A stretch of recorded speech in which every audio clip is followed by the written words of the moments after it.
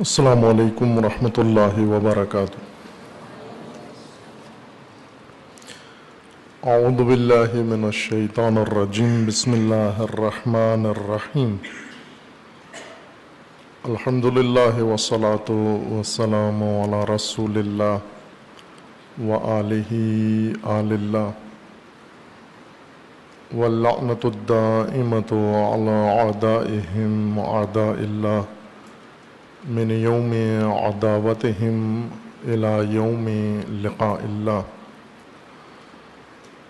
عباد اللہ، اوصیکم ونفسی بتقوی اللہ، اتقوا اللہ فإن خیر الزاد التقوی۔ بندگان خدا، آپ سب کو اور اپنے نفس کو تقوی الہی کی وصیت کرتا ہوں، تقوی الہی کی طرف دعوت دیتا ہوں۔ اپنی زندگی تقوی کی بنیاد پر قائم کریں، استوار کریں اور بسر کریں۔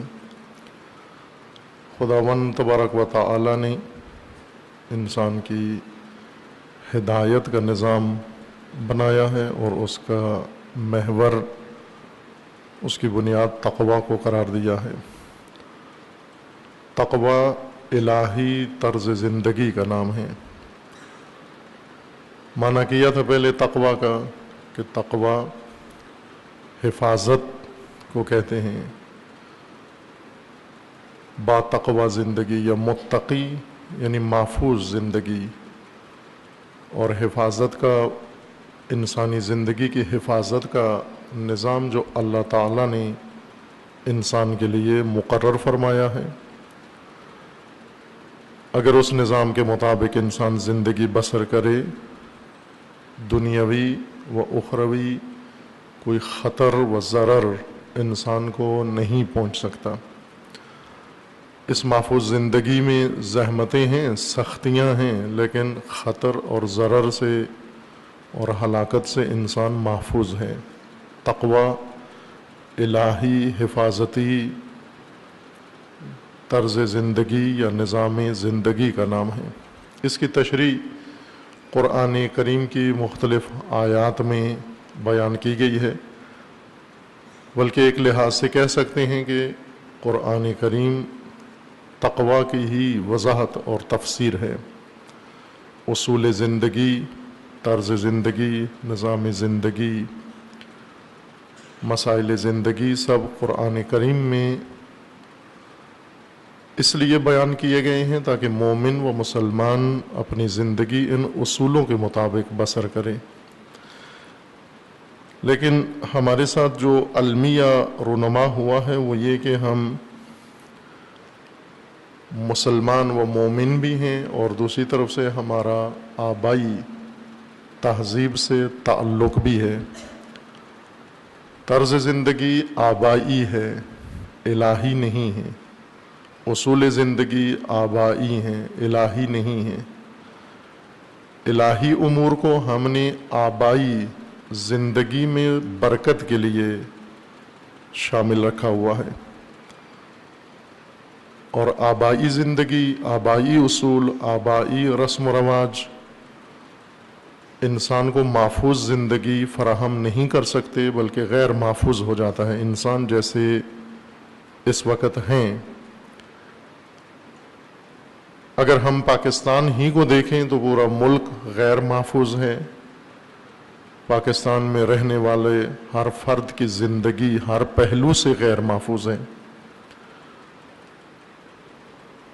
یہ اس وجہ سے ہے چونکہ آبائی طرز زندگی اپنایا ہے ہم نے، اور اس آبائی زندگی میں محفوظ زندگی نہیں ہے۔ روز خطر ہیں و روزانہ ضرر، اور ایسے ضرر و خطر جو انسان کو ہلاکت میں ڈال دیتے ہیں۔ اس قدر پاکستان غیر محفوظ ہے کہ پاکستانی پاکستان سے بھاگنے کی فکر میں ہے، پاکستان چھوڑنے کی فکر میں ہے۔ یہ ہر پاکستان کی قلبی آرزو ہے، مجالس میں، نمازوں میں، عبادتوں میں، صدقہ خیرات میں ایک دل کی گہرائی سے جو دعا مانگتا ہے وہ یہ کہ پاکستان سے نکلنے کا کوئی راستہ مل جائے، کسی ملک کا ویزا مل جائے، تاکہ میں بھوک سے بھی محفوظ ہو جاؤں، دشمن سے بھی محفوظ ہو جاؤں، چور ڈاکو سے محفوظ ہو جاؤں، اندھیرے سے محفوظ ہو جاؤں، گرمی سے محفوظ ہو جاؤں، حبس سے محفوظ ہو جاؤں، تاریکی سے محفوظ ہو جاؤں۔ یہ سب خطرے ہیں، وہ ضرر ہیں جن میں ایک پاکستانی مسلمان غرق ہے، اور رائے حل اس میں سمجھتا ہے کہ ہم اس ملک سے ہی بھاگ جائیں۔ اس ملک کے اندر اس کو امید نہیں ہے کہ مجھے تحفظ ملے گا، اپنے آپ کو غیر محفوظ سمجھتے ہیں۔ آبائی زندگی کا یہ تحفہ ہے، آبائی رسم و رواج کا یہ تحفہ ہے۔ اگر الہی زندگی اپنائیں، با تقوی زندگی اپنائیں، اور زندگی کے تمام معاملات تقوی کی بنیاد پر ہوں، الہی اصولوں کی بنیاد پر ہوں، شاید کسی پاکستانی کو زبردستی پاکستان سے نکالیں تو جائے، ورنہ وہ جانے کے لیے حاضر نہیں ہوگا کہ ایسی سرزمین سے جہاں پر ہر چیز اس کی محفوظ ہے، وہ احساس تحفظ رکھتا ہے، کیوں جائے یہاں سے؟ فقط تفریح کے لیے جائے گا، شوق کے لیے جائے گا، ورنہ مجبور ہو کر اپنی زندگی بچانے کے لیے اسے فرار نہیں کرنا پڑے گا۔ قرآن کریم نے تقوی کے متعلق مختلف فصول ذکر کی ہیں، ان میں پہلی فصل متقین کا مقام ہے، اور قرآن کریم میں متقین کا ذکر ہے اسی لفظ کے ساتھ، لفظ متقین، متقی کی جمع ہے متقین، یعنی وہ لوگ جو تقوی کی منزل پر فائز ہو گئے ہیں، جنہوں نے اپنا طرز زندگی تقوی بنا لیا ہے، انہیں متقی کہیں گے۔ آبائی تہذیب پر عمل کرنے والا جو دین کو فقط تبرک کے طور پر آبائی زندگی میں شامل رکھتا ہے، یہ قرآن کے معیار کے مطابق متقی انسان نہیں ہے۔ یہ وہ انسان ہیں جو آبائی طرز زندگی میں ایک چاشنی ملاتا ہے دین کی، دینی معاملات میں، دینی رسومات میں بھی شرکت کر لیتا ہے، اور دل کو تسلی دیتا ہے کہ میں دیندار بھی ہوں، مومن بھی ہوں۔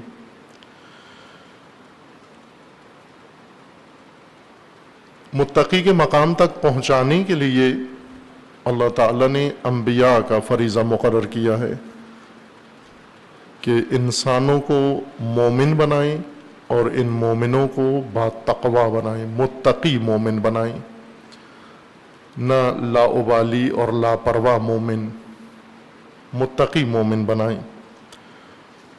متقی مومن بنانے کے لیے آسمانی کتابیں نازل ہوئی ہیں، اور سب سے بڑھ کر قرآن کریم، اللہ کے کلام کا یہ مجموعہ جو کتاب مہیمن ہے، تمام سابقہ کتابوں کی مصدق اور ان کے اوپر حاوی ہے۔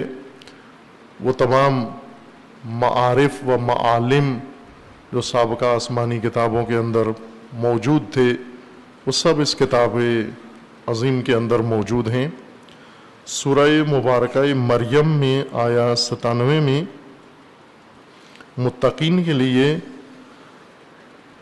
اس آیہ کریمہ میں ذکر ہے کہ کس طرح سے انسان متقی بنتا ہے، اور متقی بننے میں قرآن کا کتنا عمل دخل ہے۔ رسول اللہ کو خطاب ہے اللہ تعالیٰ کی جانب سے۔ آیت 97 آیت 96 میں ہے کہ ان الذین آمنوا وعملوا الصالحات سیجعل لهم الرحمن ودا،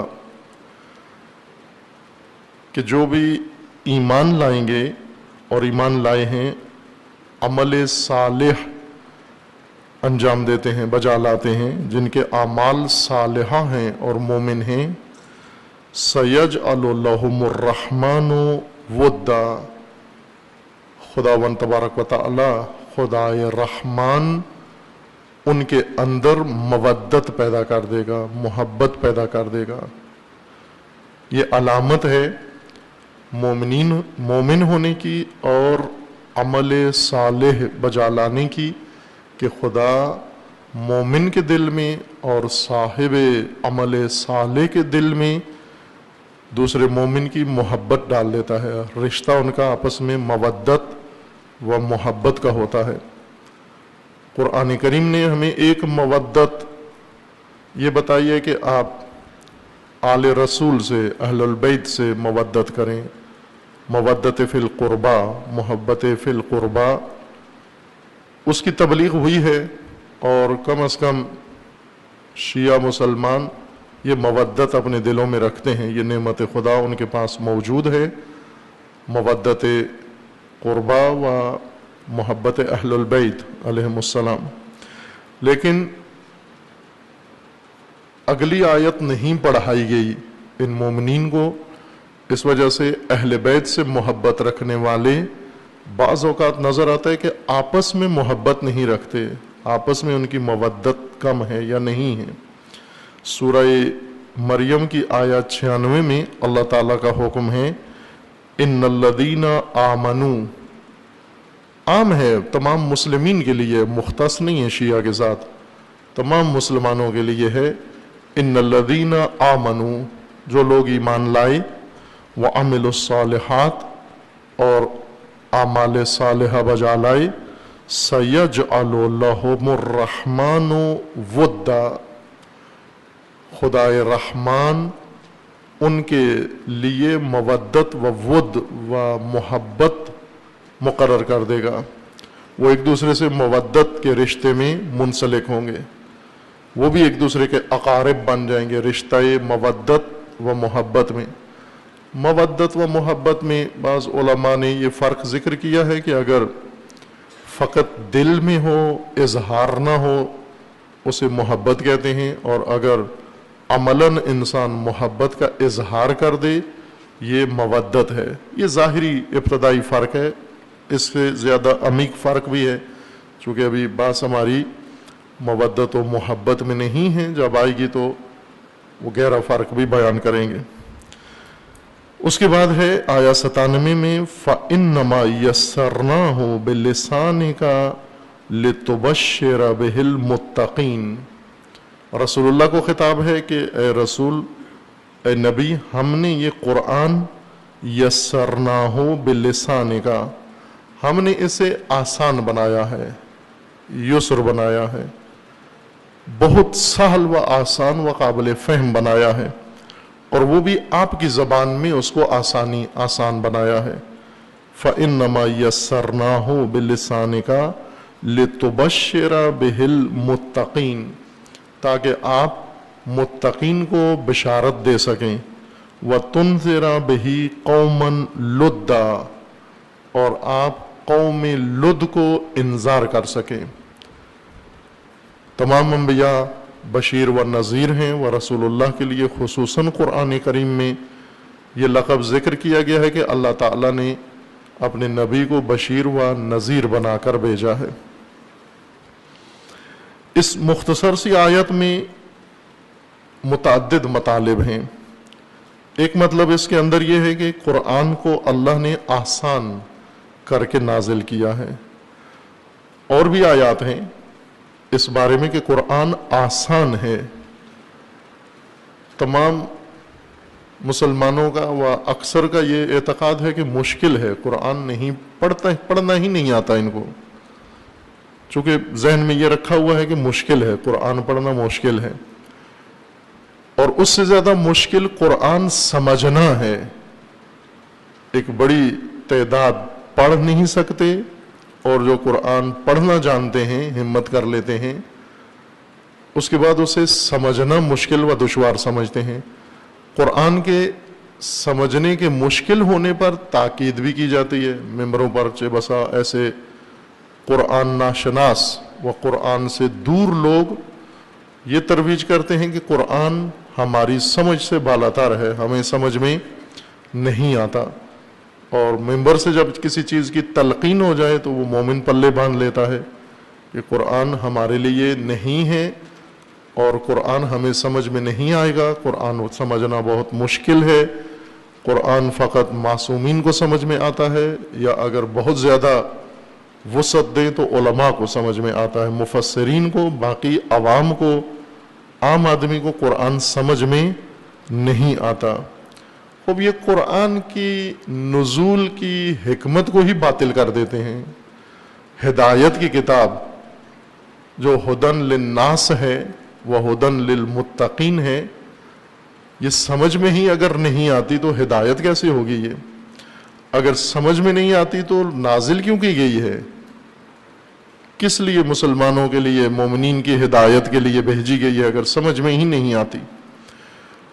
قرآن اس کے الٹ دعویٰ رکھتا ہے. قرآن کا فرمانا ہے کہ یہ کتاب سمجھ میں آتی ہے اور آسان بنا کے ہم نے اس کو نازل کیا ہے. نزول کا معنی بھی قابل فہم بنانا ہے.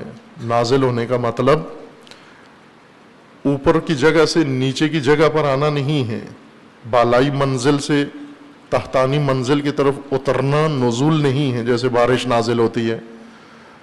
قرآن ایسے نازل نہیں ہوا کہ عرش پہ تھا اور عرش زمین سے اوپر ہے اور وہاں سے زمین پہ اترا قرآن، یہ نزول قرآن ہے.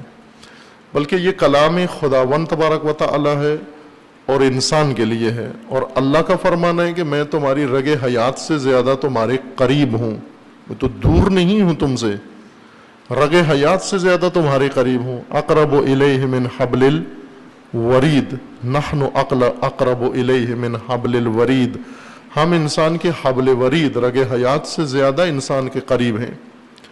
خوب جب اتنے قریب ہیں اور دوسری طرف سے اللہ کا فرمانا ہے کہ تم نجوا کرتے ہو، سرگوشی کرتے ہو، وہ بھی خدا کو پتہ چل جاتا ہے. تم دل میں نیت کرتے ہو، وہ بھی اللہ کو علم ہو جاتا ہے. اب جب خدا اتنے قریب ہے ہمارے اور ہر ایک کے اور رسول اللہ کے، یہی خدا ایک قریب اپنا پیغام دینا چاہتا ہے، ہدایت نازل کرنا چاہتا ہے، عطا کرنا چاہتا ہے. تو کیسے کرے؟ کہ چونکہ خدا بہت دور ہے، انسان خدا سے بہت دور ہے، اللہ انسان سے بہت دور ہے، پس بیچ میں جبرائیل کی ضرورت ہے، فرشتے کی ضرورت ہے کہ وہ عرش سے فرش تک کا فاصلہ جو بہت لاکھوں نوری سال ہے، جبرائیل کو دیں، وہ کئی دن لگا کر ایک آیت لے کر آئے پھر واپس جائے. یہ افسانہ ہے، یہ کہانی ہے کہ خدا کی ذات عرش ہے اور عرش آسمانوں کے اوپر ہے. عرش خدا قدرت خدا ہے، عرش الہی حاکمیت خدا ہے. عرش خدا اللہ کا ارادہ ہے.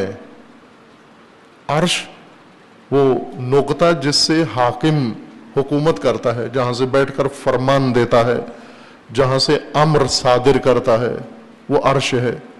اور وہ ارادہ خدا ہے، وہ ذات خدا ہے. اللہ کی ذات محیط ہے ہر ذرے کو اور ہر شے کو اور ہر انسان کے اوپر. اللہ اگر پیغام پہنچانا چاہے تو زمینی فاصلہ، مکانی فاصلہ نہیں ہے مخلوق کے ساتھ. پھر کیوں ضرورت پڑی فرشتے کی، نزول کی، وحی کی؟ یہ اس وجہ سے نہیں کہ مکانی فاصلہ زیادہ تھا لہذا بیچ میں کسی واسطے کی ضرورت پڑی، جیسے انسان تک اپنا پیغام پہنچاتا ہے. یہ اس لیے ضرورت پڑی چونکہ پیغام الہی ہے اور آنا مخلوق کے لیے ہے. اللہ اور مخلوق میں بہت فاصلہ ہے. اس پہلو سے نہ مکانی فاصلہ بلکہ وجودی فاصلہ. وہ اللہ ہے، انسان مخلوق ہے. اور اللہ کا کلام اللہ کے لیے اللہ کو سمجھ میں آتا ہے، مخلوق کو سمجھ میں نہیں آتا. مخلوق کی زبان میں اس کو ڈالنا ضروری ہے تاکہ مخلوق کے گفتگو یا کلام کے لہجے میں آ جائے، مخلوق کی بولی میں اللہ کا کلام تبدیل ہو جائے. اس کے لیے اللہ تعالیٰ نے فرشتے بھی بیچ میں واسطہ بنائے، انبیاء واسطہ بنائے، وحی کے ذریعے سے قرآن نازل کیا. نازل ہونے کا مطلب یہ ہے کہ ایک ایسی شکل میں تھا قرآن، ایسے فارمیٹ میں تھا قرآن جو کسی کے لیے قابل فہم نہیں تھا. لا یمسہ الا المطہرون، مطہرون کے علاوہ قرآن کو کوئی سمجھ نہیں سکتا تھا چونکہ کتاب مکنون میں ہے. انہ لقرآن کریم فی کتاب مکنون، یہ قرآن کریم ہے، کتاب مکنون میں ہے. یعنی دسترس سے باہر ہے تمہاری. لا یمسہ الا المطہرون, مطہرون کے علاوہ کوئی بھی اس کو مس نہیں کر سکتا, سمجھ نہیں سکتا. لیکن ہدایت تو عام لوگوں کے لیے ہے جن کی دسترس سے باہر ہے. چونکہ ان کی ہدایت کے لیے ہے, پس نزول ہونا چاہیے, اس کا نازل ہونا چاہیے, یعنی ان کی سطح ذہنی کے مطابق اس کو بنانے کی ضرورت ہے, ان کے فہم کے مطابق قرآن کو لانے کی ضرورت ہے, ان کے لیول میں قرآن کو لانے کی ضرورت ہے. وہی مطلب یہاں سورہ مریم کے آیت 97 میں اللہ تعالیٰ نے بیان فرمایا ہے, فَإِنَّمَا يَسَّرْنَاهُ, اے رسول ہم نے قرآن کو آسان کر دیا ہے, بِلِسَانِكَ, آپ کی زبان میں اس کو تبدیل کر دیا ہے. یہی نزول ہے, آسان کر دینا, قابل فہم بنا دینا, آپ کی بولی میں, آپ کی زبان میں اس کو بدل دیا ہے. کیوں آسان بنا کر آپ کی زبان میں اس کو بدل دیا ہے؟ لِتُبَشِّرَ بِهِ الْمُتَّقِينَ, تاکہ آپ متقیوں کو بشارت دیں, وَتُنذِرَ بِهِ قَوْمًا لُدًّا, متقین کو بشارت دیں قرآن کے ذریعے سے, اس آسان قرآن کے ذریعے سے. یہ قرآن جو آپ کی لسان و زبان میں تبدیل کر دیا ہے, اس کے ذریعے سے, اور قوم لد کو انذار کریں. ابشار و انذار یا بشیر و نذیر, عام طور پر ذہنوں میں یہ بات موجود ہے ہمارے کہ بشارت دینا یعنی جنت کے ذکر کرنا, نعمتیں, حور اور نہریں, اور انذار کا مطلب ہے جہنم کا ذکر, کوڑے, عذاب, یہ انذار ہے. متقیوں کو جنت کی بشارتیں دیں اور قوم لد کو جہنم کے قصے سنائیں. نہ بشیر و نذیر اس سے زیادہ خوبصورت معنی ہے, وہ جامع معنی ہے, وہ گہرا معنی. بشیر کا مطلب یہ ہے کہ آپ ہدایت کے راستے ان کو بتائیں, نہ کہ زندگی کے بعد قیامت میں جو کچھ ان کو نصیب ہوگا. بشارت منحصر ہے اس کے اندر, اس زندگی میں بشارتیں دیں, چونکہ انسان اپنی زندگی میں بشارتوں کا محتاج ہے. بشارت اس خبر کو کہتے ہیں جسے سن کر انسان کا چہرہ کھل جائے, خوش ہو جائے, ایسی خبر کو بشارت کہتے ہیں. بشرا جلد, انسان کی جلد کو کہتے ہیں. بشر کو اسی لیے بشر کہتے ہیں چونکہ جلد نمایاں ہے, اس کی بالوں میں چھپی ہوئی نہیں ہے, بھیڑ بکریوں کی طرح. وہ بشر نہیں ہے چونکہ ان کی جلد پنہان ہے, پوشیدہ ہے. صرف انسان بشر ہے, بشرہ ظاہر ہے, جلد کے اوپر اتنے بال نہیں ہیں کہ چھپ جائیں, خصوصاً چہرہ انسان کا نمایاں ہے, بشر ہے یہ. بشارت ایسی خبر جس سے انسان کا چہرہ کھل جائے, خوش ہو جائے انسان سن کر.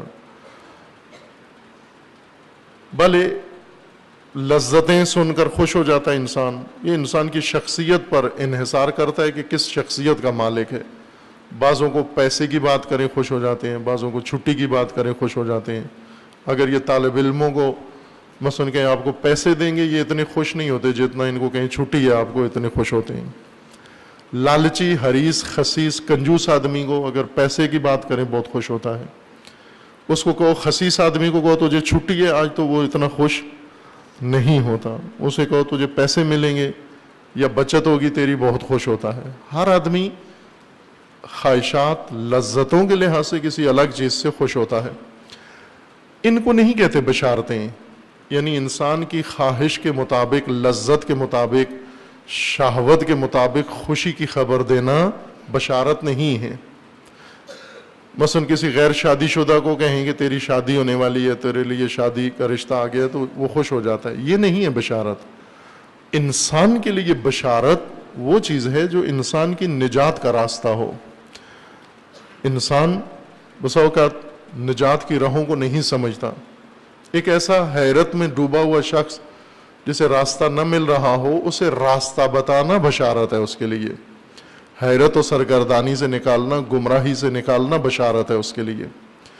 انذار ڈرانے کو نہیں کہتے, خطرات سے آگاہ کرنے کو کہتے ہیں. خطرات کیا ہیں اور ان خطرات سے بچنے کا تمہارے پاس طریقہ کیا ہے، راستہ کیا ہے، اس کو انذار کہتے ہیں۔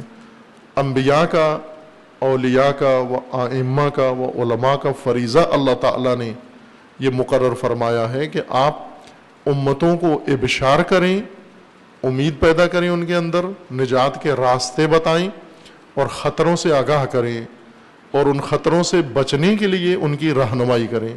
ابشار بھی ہے و انذار بھی ہے۔ یہی دو کام قرآن کریم نے بتائے ہیں، اور رسول اللہ کو اللہ کا فرمان ہے کہ ہم نے آسان قرآن اتارا ہے، آسان آپ کی زبان میں، تاکہ متقیوں کو بشارت دیں اور قوم لد کو انذار کریں۔ آپ انذار یعنی انہیں خطرات سے آگاہ کریں۔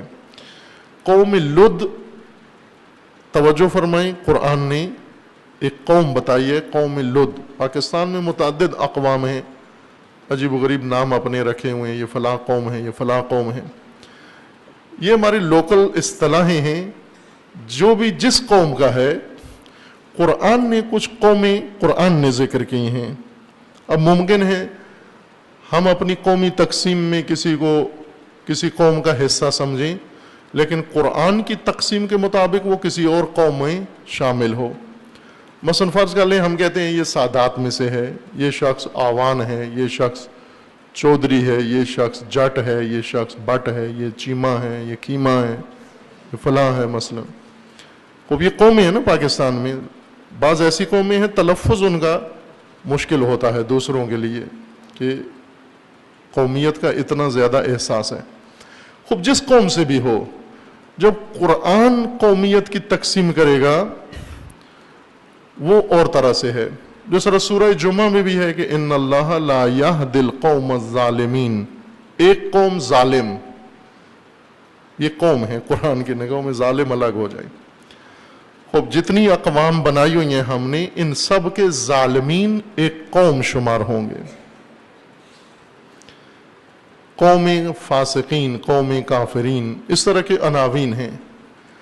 ان اقوام میں سے جو قرآن نے ذکر کی ہیں، ایک ہے قوم لد، دال کے ساتھ، لد، لام اور دال، لد،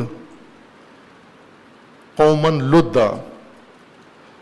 ہر قوم کے اندر یہ قوم پائی جاتی ہے۔ مثلا سیدوں میں بھی قوم لد ہے، شیخوں میں بھی قوم لد ہے، چودھریوں میں بھی قوم لد ہے۔ قوم لد کہتے ہیں ہٹ دھرم آدمی، جس کے اندر ہٹ دھرمی ہو، نہ مانتا ہو، تذکر نہ سنتا ہو، بات نہ سنتا ہو، نہ سمجھ، نہ فہم۔ اور نہ فہم نہ سمجھ ایسا ہی ہوتا ہے کہ اس کو جتنا سمجھائیں اس کے پلے کچھ بھی نہیں پڑتا۔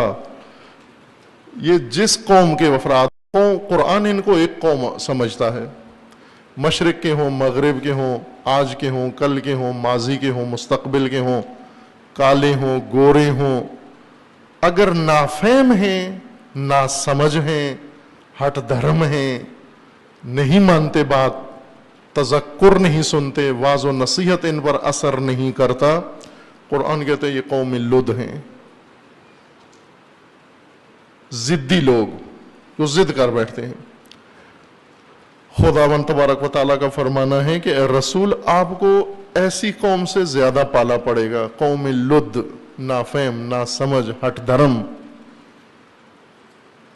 ماننا ایک الگ بات ہے، سمجھنا الگ بات ہے۔ یہ وہ لوگ ہیں جو سمجھنے کے لیے ہی تیار نہیں ہیں، یہ قوم لد ہیں۔ ایسے ہٹ دھرم لوگوں کو انذار کرنے کے لیے ہم نے قرآن اتارا ہے آپ پر، تاکہ اس قرآن کے ذریعے سے آپ ان کو انذار کریں، خطروں سے آگاہ کریں۔ ان ہٹ دھرم لوگوں کو بتائیں، ضدی لوگوں کو بتائیں، نافہم لوگوں کو بتائیں، ناسمجھوں کو بتائیں کہ آپ کی اس روش سے کیا خطر آپ کے انتظار میں ہے، کس تباہی کی طرف جا رہے ہو تم، انذار کرو انہیں۔ اب آپ توجہ کریں کہ اگر ہم قرآنی معیاروں کے مطابق قومی شناخت ڈھونڈیں و پیدا کریں، کون فرد کس قوم کا ہے قرآنی عناوین کے مطابق، تو جو بھی ہٹ دھرم ہے، ضدی ہے، نہیں مانتا، نہیں سمجھتا، نافہم، یہ قوم لد کا فرد ہے یہ، اور اس کو انذار کریں، اس کو بشارتیں نہ دیں۔ عموماً ممبروں سے لد کو بشارت دی جاتی ہے، متقی کو بشارت دیں۔ بشارتیں متقین کے لیے ہیں اور انذار قوم لد کے لیے ہے، نہ کہ متقیوں کو خطرے بتائیں اور قوم لد کو بشارتیں دیں، آپ کے لیے جنت ہے، آپ کے لیے فلاں ہے۔ قوم لد کو انذار بتائیں، انذار کریں، ان کو ڈرائیں ان کو۔ اس آیہ شریفہ کے مطابق کہ اے رسول ہم نے قرآن اسی لیے آپ پر اتارا ہے تاکہ آپ متقین کو ابشار کریں، ان کو نجات کے راستے بتائیں، اور متقین ان راہوں کو تلاش کریں، ان راہوں پر چلیں، اور قوم لد کو آپ انذار کریں۔ اس طرح سے با تقوی معاشرہ قائم ہو سکتا ہے اور تقوی الہی اصولوں پر زندگیاں قائم ہو سکتی ہیں، اور انسان مومن الہی طرز زندگی اپنا کر نجات پا سکتا ہے۔ اگر یہ مقام حاصل نہ ہو، با تقوی نہ ہو انسان، اور ویسے امیدیں لگا کے بیٹھا رہے بنی اسرائیل کی طرح، ہم جہنم نہیں جائیں گے، جنت میں فقط ہم جائیں گے، ہم اللہ کے بہت لاڈلے ہیں، ہم اللہ کے بہت پیارے ہیں۔ سورہ جمعہ میں اللہ تعالیٰ کا فرمانا ہے اے رسول ان یہودیوں سے کہو قل یا ایہا الذین ہادوا ان زعمتم انکم اولیاء للہ من دون الناس فتمنوا الموت ان کنتم صادقین۔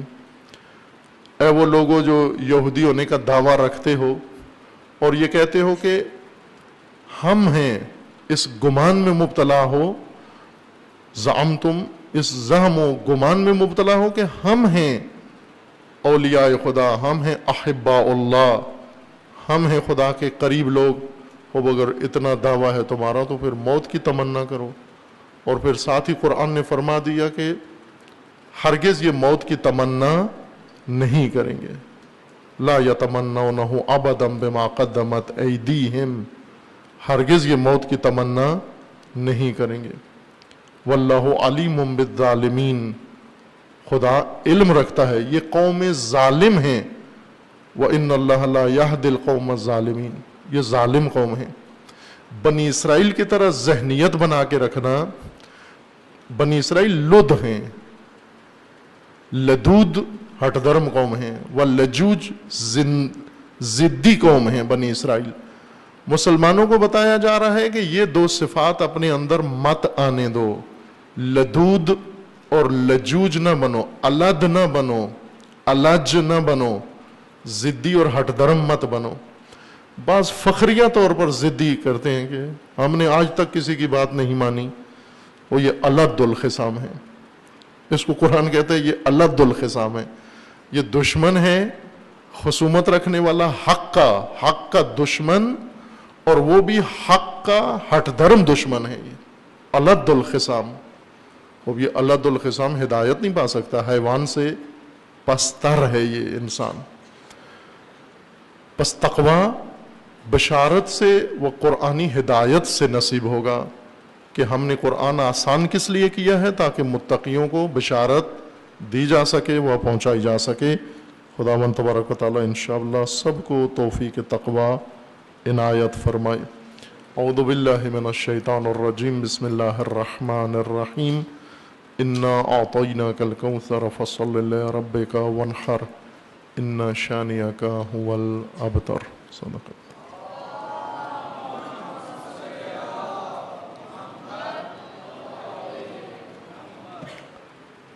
اعوذ باللہ من الشیطان الرجیم، بسم اللہ الرحمن الرحیم، الحمدللہ والصلاة والسلام علی رسول اللہ وآلہ آل اللہ، لا سیما علی امیر المؤمنین علی ابن ابی طالب علیہ الصلاة والسلام،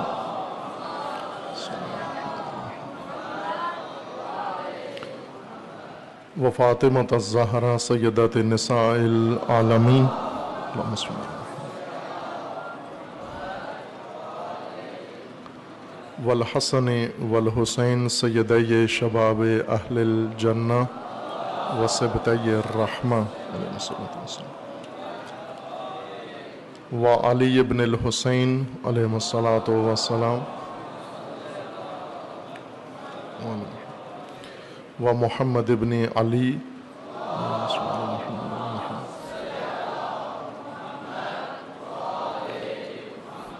وجعفر بن محمد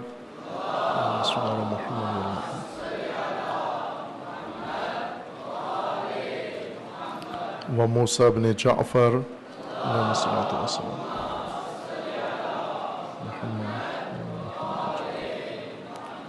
وعلي بن موسى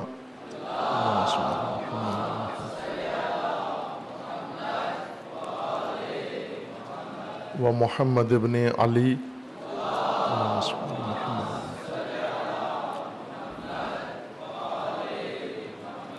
وعلي بن محمد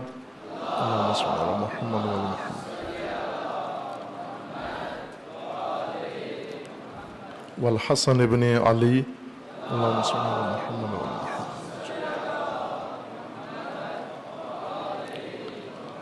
والحجة بن الحسن القائم المهدي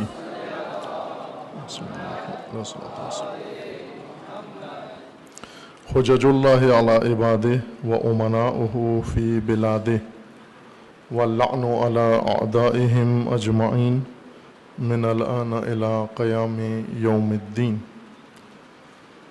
عباد الله أوصيكم ونفسي بتقوى الله اتقوا الله فإن خير الزاد التقوى بندگان خدا آپ سب کو اور اپنے نفس کو تقوی الہی کی وصیت کرتا ہوں اپنی زندگی میں تقوی اختیار کریں زندگی کو بچائیں کہ اللہ تعالیٰ نے واحد راستہ انسان کی نجات کا و ہدایت کا تقوی مقرر فرمایا ہے تقوی الہی طرز زندگی قرآنی طرز زندگی اور اصول دین کے مطابق زندگی بسر کرنے کا نام ہے خداوند تبارک و تعالی توفیق عنایت فرمائے کہ پوری دنیا میں و اس مملکت کے اندر نظام تقوی انشاءاللہ قائم ہو و برپا ہو بے تقوی لوگ اگر زمین پر مسلط ہو جائیں کسی ملک پر مسلط ہو جائیں قوم پر مسلط ہو جائیں اسے تباہی تک لے جاتے ہیں جیسا کہ پاکستان بے تقوی انسانوں کے وجہ سے آج ایسی مشکلات میں گھر گیا ہے کہ جسے سب مل کر بھی حل نہیں کر پا رہے آرزو سب کی ہے ملک میں امن ہو آرزو سب کی ہے کہ ملک کے اندر بدعنوانی نہ ہو سب کی آرزو ہے ملک کے اندر ملاوٹ نہ ہو سب کی آرزو ہے ملک کے اندر ناامنی نہ ہو لیکن اس آرزو سے کہیں بھی نہیں پہنچ سکتے آرزویں کہیں نہیں پہنچا سکتی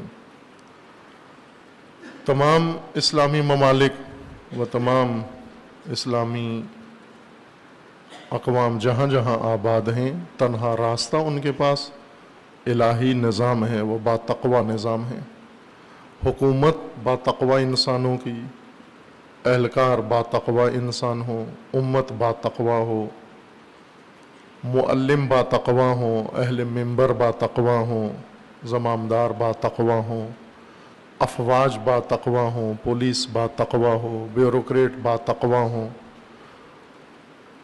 تمام سطوح میں جتنی بھی تہیں ہیں ایک ملت و مملکت کے نظام کی وہ سب با تقوی ہوں یہ نجات کا واحد راستہ ہے ورنہ دلدل میں ڈوبے ہوئے وہیں پر یہ آرزو کر لینا منت مان لینا نظر کر لینا اس سے انسان نجات نہیں پا سکتا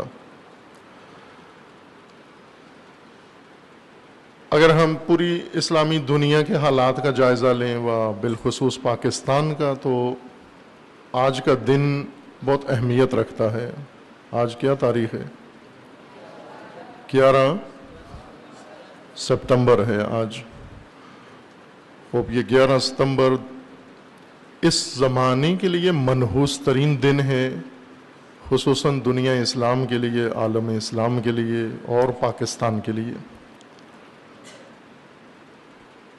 اس دن سے مسلمانوں کی تباہی کا شیطانی حربہ شروع ہوا۔ شروع تو پہلے سے تھا، لیکن اس کا نیا فیز، نیا مرحلہ اس تاریخ سے آغاز ہوا، جیسے آپ عموماً 9/11 کے نام سے جانتے ہیں۔ 9/11 کہیں تو آپ کو سمجھ میں آتی ہے، 11 ستمبر کہنے سے پتہ نہیں چلتا کہ کیا کہہ رہے ہیں۔ اس منحوس دن میں جو کچھ شیطان نے کیا اور کروایا، اور پھر اس کے بعد جن مراحل کا آغاز کیا، آج سب ہم اس کا نتیجہ بھگت رہے ہیں، پاکستان کے اندر اور ساری اسلامی دنیا کے اندر، بالخصوص مشرق وسطیٰ میں جو کچھ یمن میں ہو رہا ہے، بحرین میں جو کچھ ہو رہا ہے، شام و لبنان میں، عراق میں، و بالاخص پاکستان میں، یہ سب ایک شیطانی اسٹریٹجی کا نتیجہ ہے کہ پاکستان اس کے اندر کود گیا۔ بے تقوی حکمران پاکستان کے، بے تقوی زمامدار پاکستان کے، ڈرپوک بزدل جنہوں نے ملک کو اس تباہی کی راہ پر ڈال دیا، اور اب اس سے نکالنے کے لیے اس سے بدتر اقدامات کر رہے ہیں، اس سے بھی بدتر جو ڈبونے کے لیے کیے تھے۔ 11 سپتمبر آپ کو یاد ہے 2001 میں، بعض چھوٹے بچے پیدا نہیں ہوئے ہوں گے لیکن بڑوں کو یاد ہے، 11 ستمبر 2001 میں پاکستانی وقت کے مطابق شام کا اور امریکہ کے وقت کے مطابق صبح 8 بجے، آپ کے پاس شاید شام کے 8 بجے تھے یا 7 بجے تھے، اور امریکہ میں صبح کے 8 بجے تھے، امریکہ کے شہر نیو یارک میں 2 بلند ترین عمارتیں حادثے کا شکار ہوئیں۔ جہازوں میں افراد بیٹھ کر آئے اور ان 2 ٹاور سے ٹکرا کر انہوں نے پوری دنیا کی توجہ جلب کی۔ پھر اس کے بعد ایک جہاز یا جہاز نما کوئی چیز ایک اور ریاست میں امریکی وزارت دفاع پینٹاگون کے ساتھ ٹکرائی، اور ایک اور جہاز جو شاید اپنے ہدف تک نہیں پہنچ سکا، راستے میں کسی صحرا میں حادثے کا شکار ہو گیا۔ یہ منحوس دن باعث بنا کہ پھر اس کے بعد مسلمانوں کی تباہی جو پہلے ایک اور انداز سے ہو رہی تھی، اس دن کے بعد اور انداز سے ہوئی۔ یہ ٹرننگ پوائنٹ تھا شیطانی اسٹریٹجی کا، یعنی یہاں سے اسٹریٹجی کا نقطہ عطف شروع ہوا، ٹرننگ پوائنٹ تھا، یعنی یہاں سے موڑ مڑا، شیطانی منصوبے کے اندر موڑ پیش آیا، اور انہوں نے اس کو زیادہ جارحانہ بنایا، اور شیطانی افواج لے کر وہ عالم اسلام پر چڑھائی کرنے کے لیے تیار ہو گئے، افغانستان پر حملہ کیا۔ بہت ہی ڈرامائی انداز میں یہ کام ہوا، اور یہ پہلے ریہرسل ہو چکی تھی۔ اس کام کی ریہرسل کئی فلموں میں ہوئی ہے، ہالی ووڈ کی فلمیں بنائی گئی تھیں بالکل اسی طرح، اسی مضمون کے ساتھ اور اسی سٹائل میں۔ پھر اس کے بعد انہی فلموں کے سنیریو کے مطابق 2001 11 ستمبر 2001 کو نیو یارک میں وہ فلمی سنیریو تکرار کیا گیا۔ 8 گھنٹے کے اندر اندر وہ بلڈنگیں جن سے 2 جہاز ٹکرائے، 110 منزلہ عمارتیں تھیں، ان کے اوپر کی حصے سے جہاز ٹکرائے اور انہیں آگ لگی، اور تھوڑی دیر کے بعد کچھ گھنٹوں کے اندر اندر وہ بلڈنگیں پگھل گئیں ساری، جن کے اندر اتنا سٹیل استعمال ہوا تھا، لوہا استعمال ہوا تھا ٹنوں، وہ سارا سٹیل پگھل گیا میلٹ ہو کر، اور اطراف کی بلڈنگیں بھی پگھل گئیں۔ اس قدر ٹیمپریچر تھا وہاں پر صرف جہاز ٹکرانے سے۔ بوئنگ جہاز ٹکرائے اس سے کہ شاید 8000 سینٹی گریڈ ٹیمپریچر وہاں پیدا ہوا اور اس سے اطراف کی بلڈنگیں بھی ساری پگھل گئیں. وہ کیسے پگھلیں یہ نہیں بتاتے. جہاز ٹکرانے سے بلڈنگیں کیسے پگھل گئیں؟ نہ کہ گر گئیں، پگھل گئیں، میلٹ ہو کے بالکل مایا بن گئیں. لوہا پانی کی شکل اختیار کر گیا اور گرد و نواح کی بلڈنگیں بھی اس طرح.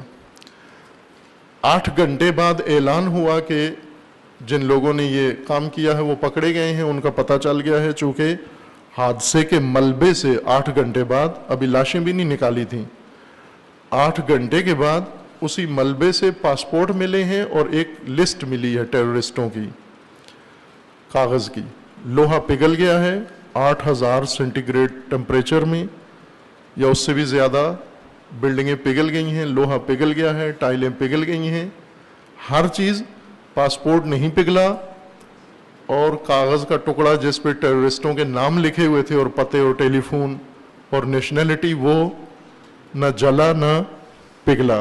خوب یہ مسخرہ مذاق دنیا کے ساتھ کیا کہ یہ وہاں سے ملا ہے اور ہمیں پتہ چل گیا کون ہے.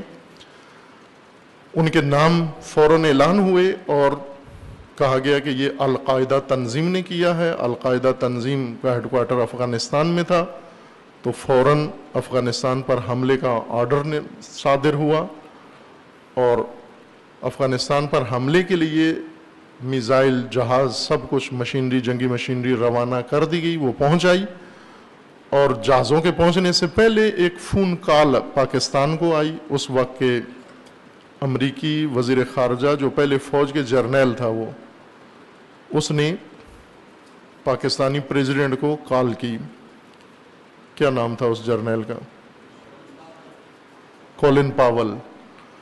کولن پاول نے فون کال کی. ٹوٹل شاید فون کال 3 منٹ کی تھی اور اس میں انہوں نے ہمارے جرنیل سے کہا کہ ہم افغانستان پر حملہ کرنے والے ہیں اور آپ نے ہمیں سہولت دینی ہے حملے کی. اپنا ملک، اپنی افواج، اپنے بندے، اپنے ایئرپورٹ اور سب کچھ آپ نے ہمارے حوالے کرنا ہے تاکہ ہم آپ کی سرزمین استعمال کر کے افغانستان پر حملہ کریں. اور اسی کال پر ہی جنرل پرویز مشرف نے ہاں کر دی کہ ٹھیک ہے، پورا ملک آپ کا ہے. پوچھنے کی بھی ضرورت نہیں تھی، آپ اپنا ہی سمجھے جو چیز چاہیے. اور ملک کے سارے ایئرپورٹ ان کو دے دیے گئے اور تمام ملک ان کے حوالے کر دیا گیا. اور اس کے بعد افغانستان پہ حملہ شروع ہوا القاعدہ کی خاطر. اسامہ اس کا لیڈر تھا القاعدہ کا، اور اسامہ کے اوپر بمباری شروع ہوئی. افغانستان پر اسامہ کے اوپر بم مارنا شروع کیے. توجہ فرمائیں اب ڈرامہ کیا تھا. اسامہ اس بمباری کے کئی سال، 10-12 سال بعد اسامہ ایبٹ آباد میں ایک کمپاؤنڈ میں پکڑا گیا کہ یہ بھی ڈرامہ تھا. وہاں اس کی لاش لائی گئی ہے، وہ وہاں نہیں تھا، مرا کہیں اور ہے، بیماری سے مرا ہے. امریکی اسپتال کے اندر اس کا علاج کر رہے تھے لیکن وہ مر گیا. جس طرح ملا عمر 2 سال تک پاکستان میں مر کے اس کو مخفی رکھا کہ ابھی خبر آؤٹ ہو، یہ 2 سال تک وہ کراچی کے اسپتال میں مرا ملا عمر، اور پھر اس کے بعد 2 سال مخفی رکھا گیا اور پھر اعلان کیا کہ اب نیا سربراہ ہم نے بنا دیا ہے. اسی سے آپ یقین جان لیں کہ جو کچھ میڈیا میں آپ کو بتایا جاتا ہے وہ سب جھوٹ ہے. نہ وہ اسامہ ایبٹ آباد میں تھا اور نہ وہاں سے پکڑا گیا ہے، بلکہ وہاں لایا گیا ہے. کیمرہ مین ساتھ آئے، رات کو آ کے فلم بنائی ڈیڈ باڈی، اور وہاں سے فلم بنا کے پھر چلے گئے. صرف وہ کمپاؤنڈ فلم بنانے کے کام آیا تھا. وہ رہتا تھا وہاں لیکن مرا وہاں نہیں ہے. اسامہ پر بمباری شروع ہوئی. پورے افغانستان کے چپے چپے پر بم مارے گئے کہ اسامہ مار رہے ہیں. اور اسامہ اس وقت ان کے اپنے کیمپ میں بیٹھا ہوا تھا. جس طرح ملا عمر ڈھونڈتے رہے اور ملا عمر کراچی میں علاج کرا رہا تھا. ظاہر ہے کراچی میں کسی معمولی اسپتال میں تو اس ہائی پروفائل آدمی کا علاج نہیں ہوتا. کسی عطائی ڈاکٹر کے پاس نہیں تھا، بلکہ خفیہ طور پر رکھا گیا، اس کو تحفظ دیا گیا. حتیٰ 2 سال اس کی موت چھپائی گئی. دنیا کا سب سے ہائیسٹ پروفائل آدمی، 2 سال تک اس کی موت چھپائی گئی، پتہ سب کو تھا لیکن میڈیا کے ذریعے عوام تک نہیں پہنچائی گئی۔ یہ ایک شیطانی عمل تھا، منصوبہ تھا۔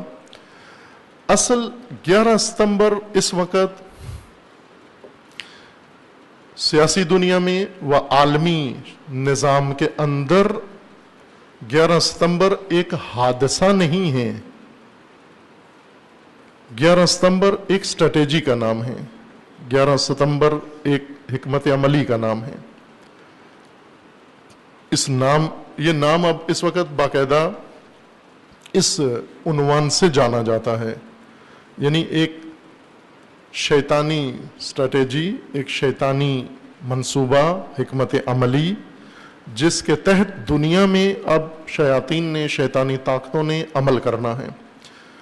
اور اس اسٹریٹجی کا صرف ہدف دنیا اسلام ہے۔ 11 ستمبر کی اسٹریٹجی، شیطانی اسٹریٹجی غیر مسلمان ممالک کے بارے میں نہیں ہے، مثلا اسی مشرق وسطیٰ میں غیر مسلم ممالک بھی ہیں، ان کے بارے میں نہیں ہے، فقط مسلمان دنیا کے بارے میں ہے۔ یہ اسٹریٹجی اس طرح سے وضع ہوئی ہے کہ اس سے پہلے شیطان، امریکی شیاطین نے، ان کے تھنک ٹینک نے یہ نتیجہ نکالا کہ ہمیں اپنی روش جو سال ہا سال و کئی دہائیوں سے ہم نے اپنائی ہوئی ہے، اسے بدلنے کی ضرورت ہے۔ چونکہ کئی دہائیوں سے امریکہ کا ہدف یہ ہے کہ پوری دنیا پر اس کا تسلط ہو، مسلط ہو، پوری دنیا پر ایک حکومت ہو، پوری دنیا پر ایک نظام ہو، پوری دنیا پر ایک سیاست ہو، پوری دنیا پر ایک پرچم لہرائے اور سب اس کی کالونیاں بن جائیں، شرق و غرب و یورپ و وغیرہ سب امریکہ کے زیر تسلط آ جائیں۔ اس کے لیے انہوں نے سیاسی دباؤ شروع کیا ممالک کے اوپر، اقتصادی طور پر انہوں نے حکمت عملی اپنائی، اور بعض اوقات دیگر حکمت عملی اپنا کر انہوں نے جاسوسوں کے ذریعے سے مختلف دنیا میں کاروائیاں جاری رکھیں۔ وقت زیادہ لگ گیا اور کامیابی کم ہوئی۔ اس وجہ سے ان کے تھنک ٹینک نے یہ مطالعہ کر کے نتیجہ نکالا کہ سابقہ جو کچھ ہم نے وسائل بھی ضائع کیے، وقت بھی ضائع کیا، اور ابھی بھی ہمارا نیو ورلڈ آرڈر، گلوبل نظام جو چاہتے ہیں ہم، اس کے دور دور تک کوئی آثار نظر نہیں آتے۔ جو ایک گلوبل حکومت، شیطانی حکومت امریکہ چاہتا ہے، اس کے آثار نظر نہیں آتے۔ اس کے لیے کارنیگی انسٹیٹیوٹ، اس کے لیے پینٹاگون کے اندر اسٹریٹجک اسٹڈی سینٹر، اس کے لیے ہارورڈ یونیورسٹی کا اسٹریٹجک اسٹڈی سینٹر، اور اس کے لیے اور اس طرح کے بنیادی ادارے بنے، اور انہوں نے اپنا اپنا تجزیہ کر کے ان کو بتایا کہ اسٹریٹجی بدلنے کے لیے کیا اقدامات کرنے کی ضرورت ہے اور کن شعبوں میں تبدیلی لائیں، جن میں کامیاب ترین تھیوری جو اس کو باقاعدہ رسمیت کے ساتھ مان لیا گیا، وہ clash of civilisations, Huntington, Samuel Huntington کی تھیوری تھی، جسے باقاعدہ تہذیبوں کے تصادم کے نام سے قبول کر لیا گیا کہ یہ نظریہ ہے کہ ہمارے مقابلے میں امریکی نظام، عالمی نظام، گلوبل نظام کے مقابلے میں، یہ توجہ فرمائیں، یہ نقطہ تشیع کے لیے بہت اہم ہے، یہ نقطہ، اور احساس کرنا چاہیے ہمیں کہ کہاں سے یہ شیطانی عالمی نظام کا نظریہ پیدا ہوا اور کس گیپ سے فائدہ اٹھایا انہوں نے، خلا کہاں رہ گیا۔ چونکہ عالمی نظام حکومت فقط تشیع کے پاس ہے، تصور اس کا، عالمی نظام حکومت کا تصور فقط تشیع کے پاس ہے، اور وہ ہے مہدویت، مہدویت الہی نظام کا عالمی نظریہ حکومت، پورے عالم پر ایک حکومت قائم کرنے کا عالمی و عدالتی نظام۔ جس کو نہ تشیع کو پڑھایا گیا، نہ انہوں نے پڑھا، نہ حاضر ہے کوئی پڑھنے کے لیے، اور تشیع کو صرف چور دروازے بتائے جاتے ہیں جنت جانے کے لیے، نقب لگانے کا طریقہ ان کو سکھایا جاتا ہے کہ بھئی چھوڑو، اصل راستے لمبے ہیں، ہم تمہیں چور دروازے بتاتے ہیں جنت میں جانے کے لیے۔ جس طرح وہ پہلے ایک مولانا کی زبانی، یہ ایک پاکستان کے سیاستدان نے یہ جوک سنایا تھا، لطیفہ، کہ ایک مولانا خطبہ جمعہ میں شفاعت بیان کر رہے تھے کہ قیامت کا دن ہوگا، سارے نبی ہوں گے، سارے نبیوں کی امتیں ہوں گی، ان میں کچھ گناہ کار ہوں گے، لمبی لمبی لائنیں ہوں گی، نبی ان گناہ کاروں کو بخشوانے کے لیے کھڑے ہوں گے سارے محشر میں اللہ کے سامنے، اور چونکہ مجرمین ہوں گے سارے، لہٰذا یہ بھگدڑ مچ رہی ہوگی، شور شرابہ ہوگا، کھلبلی ہوگی، وہاں پر نامنی ہوگی، اور اتنے میں بنی اسرائیل چونکہ زیادہ اڑیل قوم ہیں، اس کی صف میں، موسیٰ کے قوم کی صف میں زیادہ ہلچل ہوگی، اور نعوذ باللہ علیہ باللہ کہ اللہ کی توجہ بنی اسرائیل کی طرف ہوگی، تو ادھر سے رحمت للعالمین اپنی صف کے مجرموں کو کہیں گے جلدی جلدی جنت میں گھس جاؤ، ان کو کہنا تھا جلدی بڑھ جاؤ، جنت میں بڑھ جاؤ۔ یہ جنت میں لے جانے کا طریقہ ہے جو مسلمانوں کو بتایا جاتا ہے، جو چور طریقوں سے جائیں۔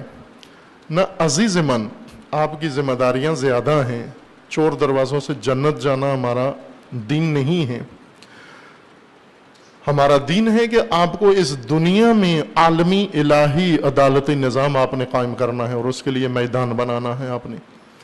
ہم نے نہیں پڑھا، نہ پڑھایا گیا، نہ شوق ہے کسی کو پڑھنے کا، اور نہ بتانے والا ہے۔ اگر شوق سننے کا آ جائے تو سنانے والا نہیں ہے، اگر کوئی سنانے والا آ جائے تو کوئی سننے والا نہیں ہے۔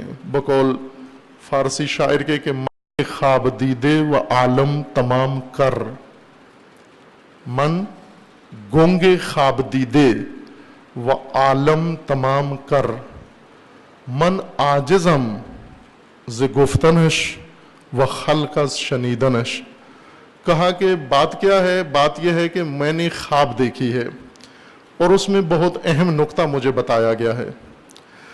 اب مشکل یہ ہے کہ میں ہوں گنگا، زبان نہیں ہے، جس نے خواب دیکھی ہے، جس کو بات سمجھ میں آئی ہے، وہ بتا نہیں سکتا چونکہ گنگا ہے، اور جن کو سنانا ہے وہ سارے بہرے ہیں، ان کے کان نہیں ہیں، سماعتیں نہیں ہیں۔ میں کہنے سے عاجز ہوں، یہ سننے سے عاجز ہیں۔ تو کس طرح یہ بات کھلے گی کیسے؟ یہ بید کھلے گا کیسے؟ یہ راز کھلے گا کیسے؟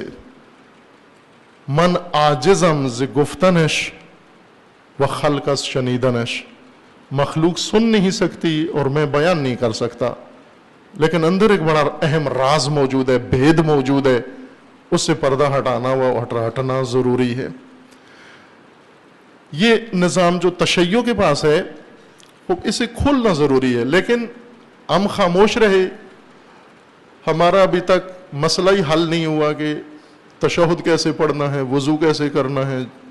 ابھی ہمارے یہی مسائل حل نہیں ہوئے کہ ہاتھ ناف کے اوپر باندھنے ہیں، ناف کے نیچے باندھنے ہیں۔ مسلمان ان چکروں میں پڑے رہے، اور شیطان اس درمیان اس گیپ سے فائدہ اٹھا کر اپنا گلوبل نظام، شیطانی نظام لے کر میدان میں آ گیا، اور اس کو مسلط کرنے کے لیے اس نے تمام تیاری کر لی ہے، جس کے لیے اس نے 60 سال ایک اسٹریٹجی پر کام کیا، اور آخرکار اعتراف کیا کہ یہ فیل ہے، وہ ناکام ہے، لہٰذا بدلو، اسٹریٹجی کو بدلو۔ اسٹریٹجی بدلی گئی، اور کلیش سویلائزیشن کی طرف مڑا، جنگ تہذیبوں کی شروع ہوئی۔ تہذیبوں کی جنگ میں سب سے بڑی تہذیب و مزاحم تہذیب جسے قرار دیا گیا اس تھیوری کے اندر، ہنٹنگٹن کی تھیوری کے اندر، وہ ہے اسلامی تہذیب۔ کس تہذیب کا قلقمہ کیا جائے، اس کے تمام مراکز نابود کیے جائیں، اس کے تمام قبلے ویران کیے جائیں، اس کے تمام طاقت کی منبع خراب کر دیے جائیں، اس کی نسلوں کو اغوا کر لیا جائے، انہیں نابود کر دیا جائے، ان کا رخ موڑ دیا جائے، ان کے ہاتھ سے اسلام نامی تہذیب لے لی جائے، تخریب کیا جائے، اسلام کی تخریب کی جائے، اور مسلمان کی تخریب کی جائے۔ کس طرح سے تخریب کریں؟ تخریب کے لیے اسٹریٹجی بنائی گئی جس کا عنوان بنا 9/11۔ 9/11 ابھی واقعہ نہیں ہے. 2011 کو ایک حادثہ کے بلڈنگ سے جہاز ٹکرانے کا نام 9/11 نہیں ہے، بلکہ تہذیبوں کی جنگ میں اسلامی تہذیب کی تخریب، امت اسلامیہ کی تخریب، مسلمانوں کی تخریب، عالم اسلام کی تخریب کا نام، اسٹریٹجی کا نام 9/11 ہے. خوب اس اسٹریٹجی کے مطابق ہم نے مرحلہ وار تخریب کرنی ہے، خرابی مرحلہ وار کرنی ہے. مرحلہ وار تخریب یہ ہے کہ کچھ مراحل 9/11 سے پہلے کے ہیں، کچھ اس کے بعد کے. پہلے کے مراحل میں سے یہ شامل ہے کہ تخریب کار گروہ بنائے جائیں، دہشت گرد، دین کے نام پر، اسلام کے نام پر، قرآن کے نام پر، صحابہ کے نام پر، مقدسات کے نام پر، رسول اللہ کے نام پر، ان ناموں کے جھنڈے بنائے جائیں اور ان جھنڈوں کے نیچے دہشت گرد، وحشتناک لوگ اکٹھے کیے جائیں اور وہ ظلم بھی مسلمانوں پر ہی کریں. غیر مسلم کو نہیں چھیڑنا انہوں نے. اس اسٹریٹجی میں یہ شرط ہے کہ ان گروہوں نے کوئی قدم غیر مسلموں کے خلاف نہیں اٹھانا، فقط مسلمانوں کے خلاف اٹھانا ہے. اب یہ کارروائی شروع ہو کر پہلا مرحلہ اس کا طے ہوا. اس مرحلے میں بہترین میدان پاکستان کو چنا گیا کہ پاکستان میں چونکہ پہلے سے آمادگی زرخیزی ہے، پاکستان میں میدان ہے، حکمران بھی تیار ہیں، لوگ بھی تیار کیے جا سکتے ہیں اور مذہبی اداروں کو بھی بیچ میں شامل کیا گیا. اب توجہ فرمائیں، اسٹریٹجی میں مذہبی لوگ شامل نہیں ہیں. تھنک ٹینک میں ایک بھی مذہبی شامل نہیں ہے. تھنک ٹینک میں کوئی مذہبی شامل نہیں تھا. تھنک ٹینک سارا سیکولر اور لیبرل تھا. چونکہ لیبرل نظام کے لیے میدان ہموار کیا جا رہا ہے. گلوبل حکومت وہ دولت اسلامیہ کی نہیں بننی، اسلامی حکومت وہ خلافت نہیں بننی، عالمی حکومت لبرل ڈیموکریسی کے لیے میدان ہموار کیا جا رہا ہے. لبرل ڈیموکریسی کے لیے پہلا مرحلہ تخریب کار گروہ مسلمانوں کے اندر بنائے جائیں. خوب یہ بنائے گئے مرحلہ وار. ان میں پہلا مرحلہ شدت پسند بنائے گئے، پھر دوسرے مرحلے میں طالبان اور تیسرے مرحلے میں القاعدہ. آپ سب کو پتہ ہے کہ القاعدہ پشاور میں حیات آباد کے وہ بنگلہ نمبر مجھے بھول گیا ہے، وہاں پر میٹنگ کے اندر القاعدہ تنظیم بنی ہے اور امریکی انٹیلیجنس کے موجودگی میں ان کی شرکت کے ساتھ، پاکستانی سروسز کی شرکت کے ساتھ اور بعض عربی ممالک کی شمولیت کے ساتھ القاعدہ بنی ہے. یہ وہی تخریب کار گروہ تھا. 9/11 اسٹریٹجی کا پہلا مرحلہ. ان کا کام یہ ہے کہ یہ تخریب کریں اور اتنی تخریب کریں کہ جسے دنیا کو دکھا کر رائے عامہ ہموار کی جا سکے کہ یہ گروہ بہت خطرہ بن گیا ہے، پوری دنیا کے امن کے لیے خطرہ بن گیا ہے. اتنا یہ خرابی کریں اور اس خرابی کو بڑھا چڑھا کر میڈیا کی مدد سے پیش کیا جائے اور جب لوگ باور کر لیں گے یہ بہت بڑا خطرہ ہے، پھر ہم دوسرا مرحلہ شروع کریں گے کہ اس خطرے کو اب سرکوب کرنا ہے. چنانچہ یہ کام کیا انہوں نے. یہ گروہ جب بن گئے، متعارف ہو گئے، متعارف ہونے کے بعد اب ان کو خطرہ بنا کر پیش کرنا تھا. پوری دنیا کے لیے خطرہ ہے، اگر یہ گروہ رہا تو دنیا میں امن نہیں ہوگا. دوسرے مرحلے میں ان کو خطرہ بنا کر پیش کیا گیا. یہ خطرہ ثابت ہو گئے ان کارروائیاں کی، چونکہ بنانے والے معمار ان کے خود ہیں، امریکی ہیں اور امریکی ہم نوا دوسرے ممالک کے اندر. جب یہ گروہ تخریبی قوت ان کی بھرپور طریقے سے بن گئی، تخریبی پاور ان کے اندر آ گئی، مہارت آ گئی، وسائل آ گئے ان کے پاس، اب یہ مرحلہ شروع ہوا کہ انہیں پوری دنیا میں خطرہ بنا کر متعارف کروائیں. میڈیا بیچ میں آیا اور اس خطرے کو اوج پہ لے جانے کے لیے 11 ستمبر کا واقعہ ہوا. 11 ستمبر کا واقعہ ان پائلٹس نے کیا ہے جو امریکہ کے ایئر فورس میں باقاعدہ مدتوں سے ٹریننگ لے رہے تھے جہاز اڑانے کی. یہ تمام پائلٹس امریکہ میں اسٹوڈنٹ تھے، ٹریننگ لے رہے تھے، سعودی عرب کے تھے، دوسرے ممالک سے تھے. خود انہوں نے انہیں وہاں رکھا ہوا تھا اور انہیں ٹریننگ دی. ٹریننگ دے کر ان سے یہ کارروائی کروائی، خود کروائی یہ کارروائی، اور کارروائی کروا کر پھر فوراً ہی منصوبے کے مطابق 8 گھنٹے کے اندر اندر مسببین حادثہ اعلان ہو گئے کہ اس حادثے کا مسبب ہمیں سراغ مل گیا ہے، پاسپورٹ بھی مل گئے ہیں اور لسٹ بھی اسی ملبے سے مل گئی ہے، جہاں ہر چیز پگھل گئی ہے وہاں سے ہمیں کاغذ کی لسٹ بھی مل گئی ہے، دہشت گردوں کے نام بھی ڈھونڈ لیے ہیں ہم نے اس ملبے سے، جہاں 5 بلڈنگیں پگھل گئی تھیں وہاں سے اس ملبے سے پاسپورٹ بھی مل گیا ان کو، اور جو جلا نہیں تھا۔ خوب اعلان کیا کہ یہ القاعدہ نے کیا ہے، القاعدہ افغانستان میں ہے اور اب ہم نے افغانستان پر القاعدہ کو پکڑنے کے لیے حملہ کرنا ہے۔ فوراً حملے کی تیاری شروع ہوگی، چونکہ ہر چیز پہلے سے تیار تھی سینیریو کے مطابق، اور اس میں اب پاکستان کو شامل کرنا تھا، چونکہ پاکستان ایک ایسی سرزمین ہے جو امریکی مقاصد کے لیے استعمال ہوتی ہے بارہا و بارہا، اور خدا جانے کب تک ہوتی رہے گی۔ پہلے جب روس نے حملہ کیا افغانستان پر تو بھی پاکستان امریکہ کے کام آیا، اب جب امریکہ خود آنا چاہ رہا تھا افغانستان میں تو بھی پاکستان امریکہ کے کام آیا۔ پاکستانیوں کو بڑی جلدی راضی کر لیتے ہیں، بہت ہی ہلکی آفر پر پاکستانیوں کو راضی کر کے پاکستان سارا اس جنگ میں ان کے ساتھ شامل ہو گیا۔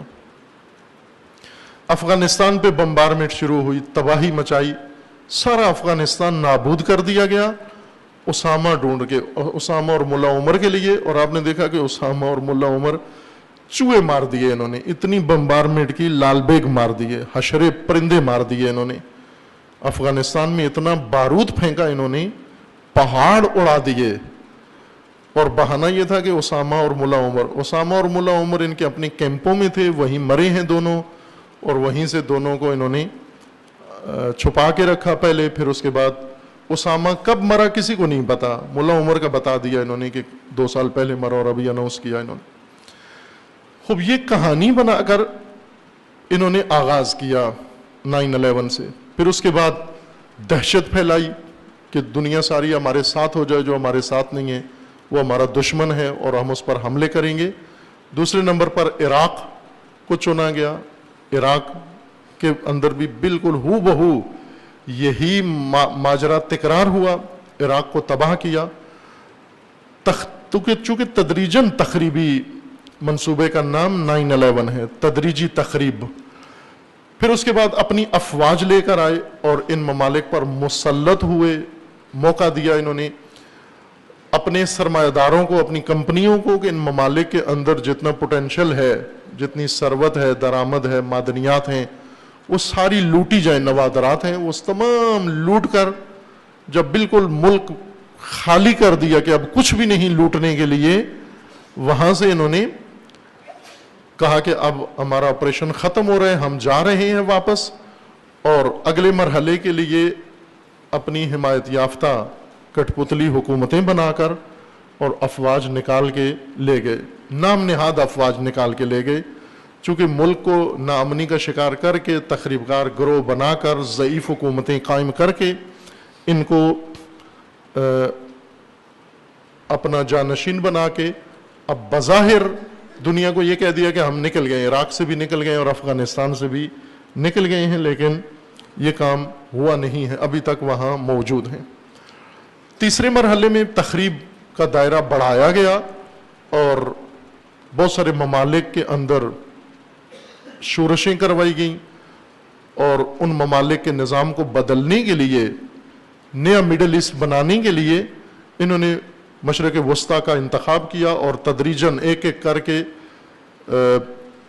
ملک تسخیر کرتے جا رہے تھے۔ مصر میں تبدیلی لے آئے، ٹیونس میں تبدیلی لے آئے، باقی ممالک میں تبدیلی لے آئے، کرتے کرتے اب اہم ترین ملک انہوں نے چنا سوریا، کہ اب سوریا میں تبدیلی لائیں گے، اور سوریا کی تبدیلی لانے سے پہلا مرحلہ ہمارا ختم ہو جائے گا، اور پھر اس کے بعد ہم دوسرے مرحلے کی طرف جائیں گے۔ لیکن سوریا میں ان کی بدقسمتی یہ تھی کہ ایک چٹان سے جا ٹکرائے، جو ان کے اسٹڈی سرکل نے صحیح طرح سے اس کو مطالعہ نہیں کیا ہوا تھا، اور جس پر ان کی سرزنش بھی ہوئی کہ آپ نے کیوں ہمیں باخبر نہیں کیا، اور وہ چٹان تھی حزب اللہ کی چٹان سے جا ٹکرائے، اور عرصے سے سوریا کے اندر چاہ رہے ہیں کہ تخریب کریں، لیکن ممکن نہیں ہو رہا ان سے۔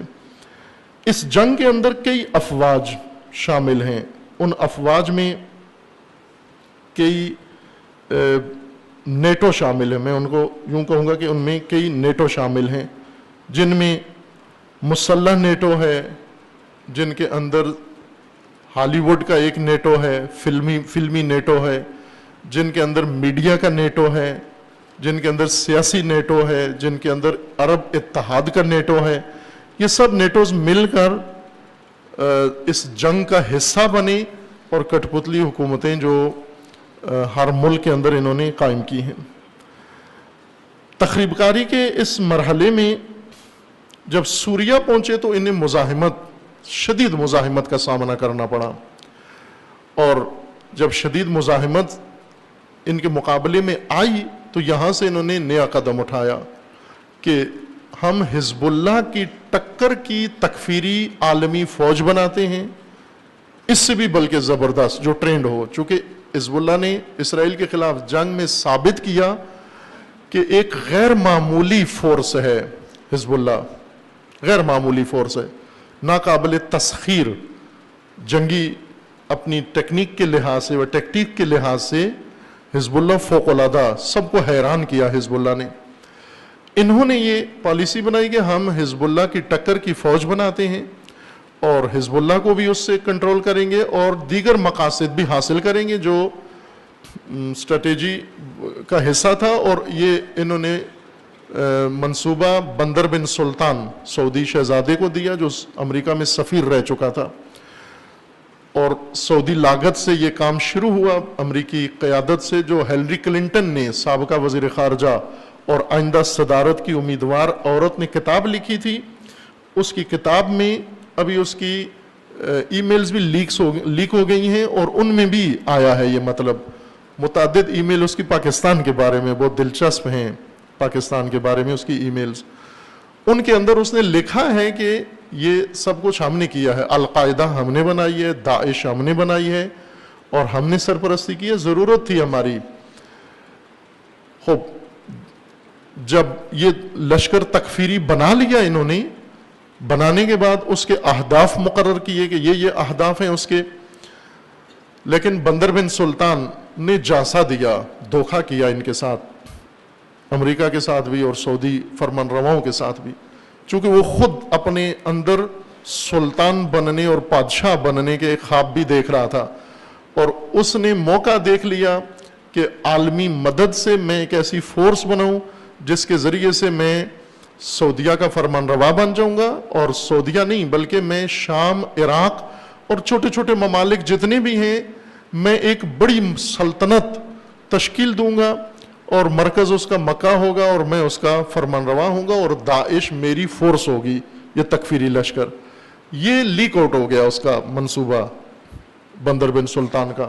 بندر بن سلطان کو سائیڈ پہ کر دیا گیا، سزا دی گئی اس کو، ابھی تک معتوب ہے بندر بن سلطان، بلکہ پچھلے دنوں افواہیں تھی کہ موت کی حد تک پہنچایا گیا اس کو، لیکن ظاہراً زندہ ہے۔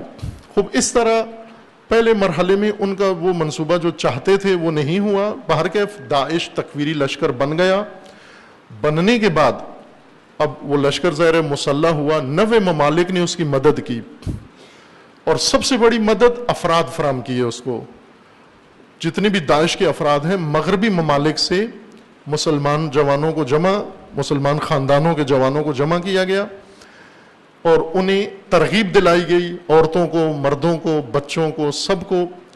پہلے انہیں فلمیں دکھائی گئیں، ان جوانوں کی تربیت بالکل پاکستان میں جیسے کی گئی، پاکستان میں مجاہد بنانے کے لیے فلمیں بنائی گئیں، فلموں کے لیے پہلے کتابیں لکھی گئیں، نسیم حجازی نے جہادی کتابیں لکھیں، پھر لاہور کے فلمی ڈائریکٹروں نے ان کتابوں کے مطابق فلمیں بنائیں، ڈرامے بنائے۔ یہ بزرگان ابھی بھی بیٹھے ہوں گے جنہوں نے یہ ڈرامے فلمیں دیکھی ہیں، اس وقت سب خالد بن ولید بننا چاہتے تھے مثلا، چونکہ ان ڈراموں کے اندر وہ کردار اتنے زبردست فلمائے گئے تھے کہ دیکھنے والا فوراً اٹھ کے کچھ کرنے کے موڈ میں ہو جاتا تھا کہ میں بھی جہاد کروں۔ بڑے بڑے تاریخی کردار ان کو فلما کر انہوں نے یہ جذبہ پیدا کیا، لوگوں کے اندر جذبہ ابھارا۔ وہی کام یہ کام ہالی ووڈ نے کیا، مغرب میں چھوٹے بچوں کو کھیل گیم بنا کے دیں، اس گیم میں سب لڑائی ہے۔ مثلا ایک گیم ابھی بھی پاکستان میں بھی یہ گیمیں آ گئی ہیں کہ ایک گیم ہے چھوٹے بچے کے پاس جو موبائل پہ کھیلتا ہے، کمپیوٹر پہ کھیلتا ہے، پلے اسٹیشن پہ کھیلتا ہے، اس گیم میں ایک فرد پوری فوج پر حاوی ہو جاتا ہے، ایک فرد تنہا۔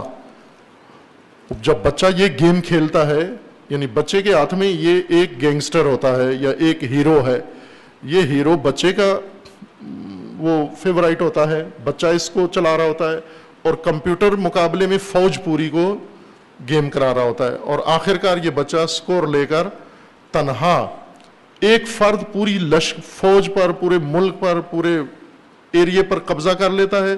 چونکہ اس بچے کے بٹن دبانے سے وہ ہیرو کامیاب ہوا ہے، تو یہاں پر وہ کارٹون نہیں جیتا، یہ بچہ جیتا ہے، اس کے اندر یہ جذبہ پیدا ہوا ہے، اور کچھ دیر کے لیے یہ بچہ فلم کے اندر ہوتا ہے، بلکہ فلم کے اندر نہیں ہوتا، فلم کے سینیریو کو باہر لے آتا ہے کہ اب میں نے یہی بننا ہے، میں اتنا پاورفل ہو جاؤں کہ تنہا ایک پوری مملکت پر حاوی ہو جاؤں، میں ناقابل تسخیر بن جاؤں، میں کوئی چیز مجھ پر اثر نہ کرے۔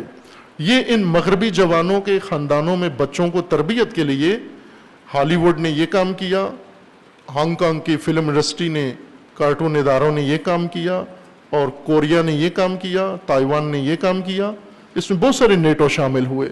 اور پھر اس کے بعد جب یہ بچے بڑے ہوئے تو انہیں ہالی ووڈ فلمیں دکھائی گئیں، ان فلموں کے اندر بھی پھر یہی کارٹونوں میں جو کچھ تھا وہی فلموں میں ہونے لگا۔ ان فلموں میں جوانوں کے ذہن جب تیار ہو گئے تو اب ان جوانوں کے ذہنوں میں یہ بات تھی کہ ہمیں کوئی میدان ملے تاکہ ہم یہ کام کریں، اور اب ان کے سامنے میدان کھولا گیا کہ ٹھیک ہے، سوریا و عراق وہی میدان ہے جہاں پر آؤ اور فلموں سے بھی آگے بڑھ کر جو جی میں آتا ہے کرو۔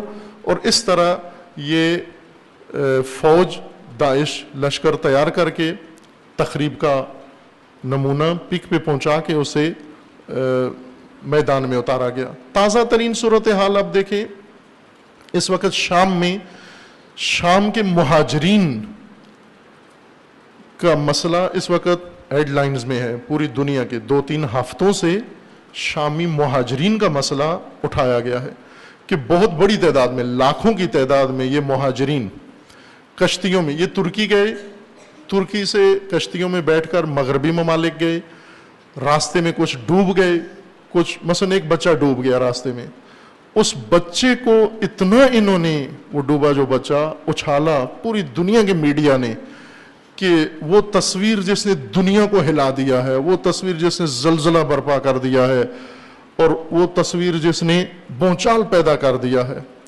وہ تصویر ایسے بچے روز یمن میں، روز شام میں، روز لبنان میں، روز عراق کے اندر ذبح ہو رہے ہیں، پاکستان کے اندر ان بچوں کی تصویریں کوئی بھی نہیں دیتا۔ یہ جیسے ملالہ کو اٹھایا گیا، آپ کے مستقبل کی وزیر اعظم ہیں، یہ تیار رہیں، آپ وزیر اعظم تیار ہو رہی ہے آپ کے لیے۔ اس طرح سے یہ میڈیا ہیرو ہیں، اسامہ میڈیا نے ہیرو بنایا، میڈیا کا یہ بہت بڑا سپر مین بنا، اور جنگجو میڈیا نے بنایا۔ یہ میڈیا کے کردار ہیں، داعش کے جنگجو میڈیا نے بنائے ہیں، ہالی ووڈ نے بنائے ہیں، اب انہیں اتارا گیا۔ سوریا کے مہاجرین کا ماجرا یہ ہے کہ اس وقت بہت بڑا کاروبار ہے، بزنس ہے، سمگلر جو اسلحے کی سمگلنگ کرتے تھے یا اور کاموں کی، سب نے چھوڑ کر سوریا کے مہاجرین کی سمگلنگ شروع کر دی ہے۔ بھاری مقدار میں پیسے دے کر مہاجرین خریدتے ہیں، عورتیں اور بچے، ان کو کشتیوں میں بٹھا کر یورپی ساحلوں پہ پہنچاتے ہیں، اور وہاں سے پھر آگے اب دیکھیں اس وقت جرمنی، برطانیہ، فرانس، عجیب ڈرامہ رچایا ہوا ہے انہوں نے سوریا کے مہاجرین کو پناہ دینے کے لیے۔ لاکھوں لوگ وہاں گئے ہیں، کیوں؟ اس لیے کہ ان کے پاس تکفیری فوج میں نفری کم پڑ گئی ہے، اور اس نفری کو بڑھانے کے لیے ان ریفیوجیز کو عربی ملکوں میں نہیں لے گئے، پڑوسی ملکوں میں نہیں لے گئے۔ جب بھی کسی ملک کے حالات خراب ہوتے ہیں تو پڑوسی ملک میں مہاجرین جاتے ہیں۔ افغانستان کے حالات خراب ہوئے، سارے پاکستان آ گئے، ایسے ہی ہوتا ہے۔ خدا نہ خواستہ، اللہ نہ کرے پاکستان میں کوئی خرابی ہو، ایسے حالات پیدا ہوں، پاکستانی اگر ہجرت پہ مجبور ہوں تو کہاں جائیں گے؟ پڑوسی ممالک کے اندر جائیں گے۔ ہمیشہ ایسے ہوتا ہے کہ پڑوسی ممالک میں لوگ ہجرت کر کے چلے جاتے ہیں۔ سوریا کے مہاجرین پڑوس کے ملک ترکی کو کراس کر کے سمندروں کے ذریعے یورپ جا رہے ہیں۔ کیوں؟ کہ داعش تیار کرنے کے لیے یورپ میں ان جوانوں کی ضرورت ہے، عورتوں اور مردوں کی، اور ان میں بہت ساروں کو واپس کر دیتے ہیں، بوڑھوں کو واپس کر دیتے ہیں، جوانوں کو رکھ لیتے ہیں جو داعش میں شرکت کے لیے آمادہ ہوں یا تیار ہوں۔ خوب یہ بھی ایک نیا جو سینیریو اس وقت چل رہا ہے دنیا میں، وہ اسی 9/11 اسٹریٹجی کا حصہ ہے۔ اس اسٹریٹجی کے مطابق اب انہوں نے جب داعش بنا لی تو داعش پہ اب حملہ کر کے اس کو ختم کرنا ہے، چونکہ بہت بڑا خطرہ بن گیا دنیا کے لیے۔ اس خطرے سے دنیا کو بچانا ہے۔ خطرہ بھی انہی نے بنایا، خطرے سے بچانے کے لیے بھی خود میدان میں کودے ہیں۔ اب مہم یہ ہے کہ پاکستان اس میں سب سے زیادہ نقصان اٹھانے والا ملک 9/11 اسٹریٹجی میں، اس شیطانی منصوبے میں سب سے زیادہ نقصان ہر پہلو سے پاکستان کا ہوا ہے۔ پاکستانی مملکت اقتصادی طور پر دیوالیہ ہو گئی، پاکستان میں ناامنی آ گئی، پاکستان میں دہشت گردی کو فروغ ملا، پاکستان میں لشکر بنے دہشت ناک، پاکستان میں بیرونی مداخلت زیادہ ہوئی، پاکستان کو خریدا گیا، پاکستان کے ہر امر میں مداخلت شروع ہوئی۔ سب سے زیادہ نقصان و ضرر پاکستان کو اس سلسلے میں دیا گیا ہے۔ اس وقت بیرونی خفیہ ایجنسیاں، دہشت گرد گروپ، جرائم پیشہ افراد، سیاسی مافیا، سرمایہ دار، یہ سارے مل کر اس سے فائدہ اٹھا رہے ہیں، اور تباہی پاکستان کی ہو رہی ہے، عوام کی ہو رہی ہے، ملت کی ہو رہی ہے، اور آنے والی مستقبل کی نسل کی تباہی ہو رہی ہے۔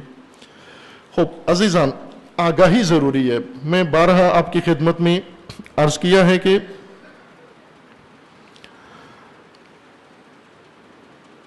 پاکستان کے بقا فقط پاکستان کی ملت کے شعور و بیداری میں ہے۔ یہ ایک آخری راستہ ہے پاکستانیوں کے پاس۔ باقی کسی چیز سے بھی اگر امید باندھ کے بیٹھے ہیں آپ تو عبث ہے، خام خیالی ہے۔ تنہا راستہ ملتیں ہیں۔ جب ملتیں ملک بچانے کا عزم کر لیں، جب اقوام اپنی تقدیر بچانے کا عزم کر لیں، جس طرح علامہ اقبال نے کبھی بھی، علامہ اقبال کے جو مرشد ہیں سید جمال الدین افغانی، ان کی سوچ یہ تھی کہ پاکستانی مسلمان حکمران، مسلمان قیادت، مسلمان علماء کو بیدار کیا جائے۔ یہ سید جمال الدین کا نظریہ تھا، جن سے علامہ اقبال نے بہت کچھ سیکھا ہے۔ بیداری علامہ اقبال نے سید جمال الدین افغانی سے لی ہے۔ ان کا یہ نظریہ تھا کہ بادشاہ بیدار ہوں، حکمران بیدار ہوں، علماء بیدار ہوں، خواص بیدار ہوں، بڑی شخصیات بیدار ہوں، تاکہ مسلمان دنیا نجات پا سکے۔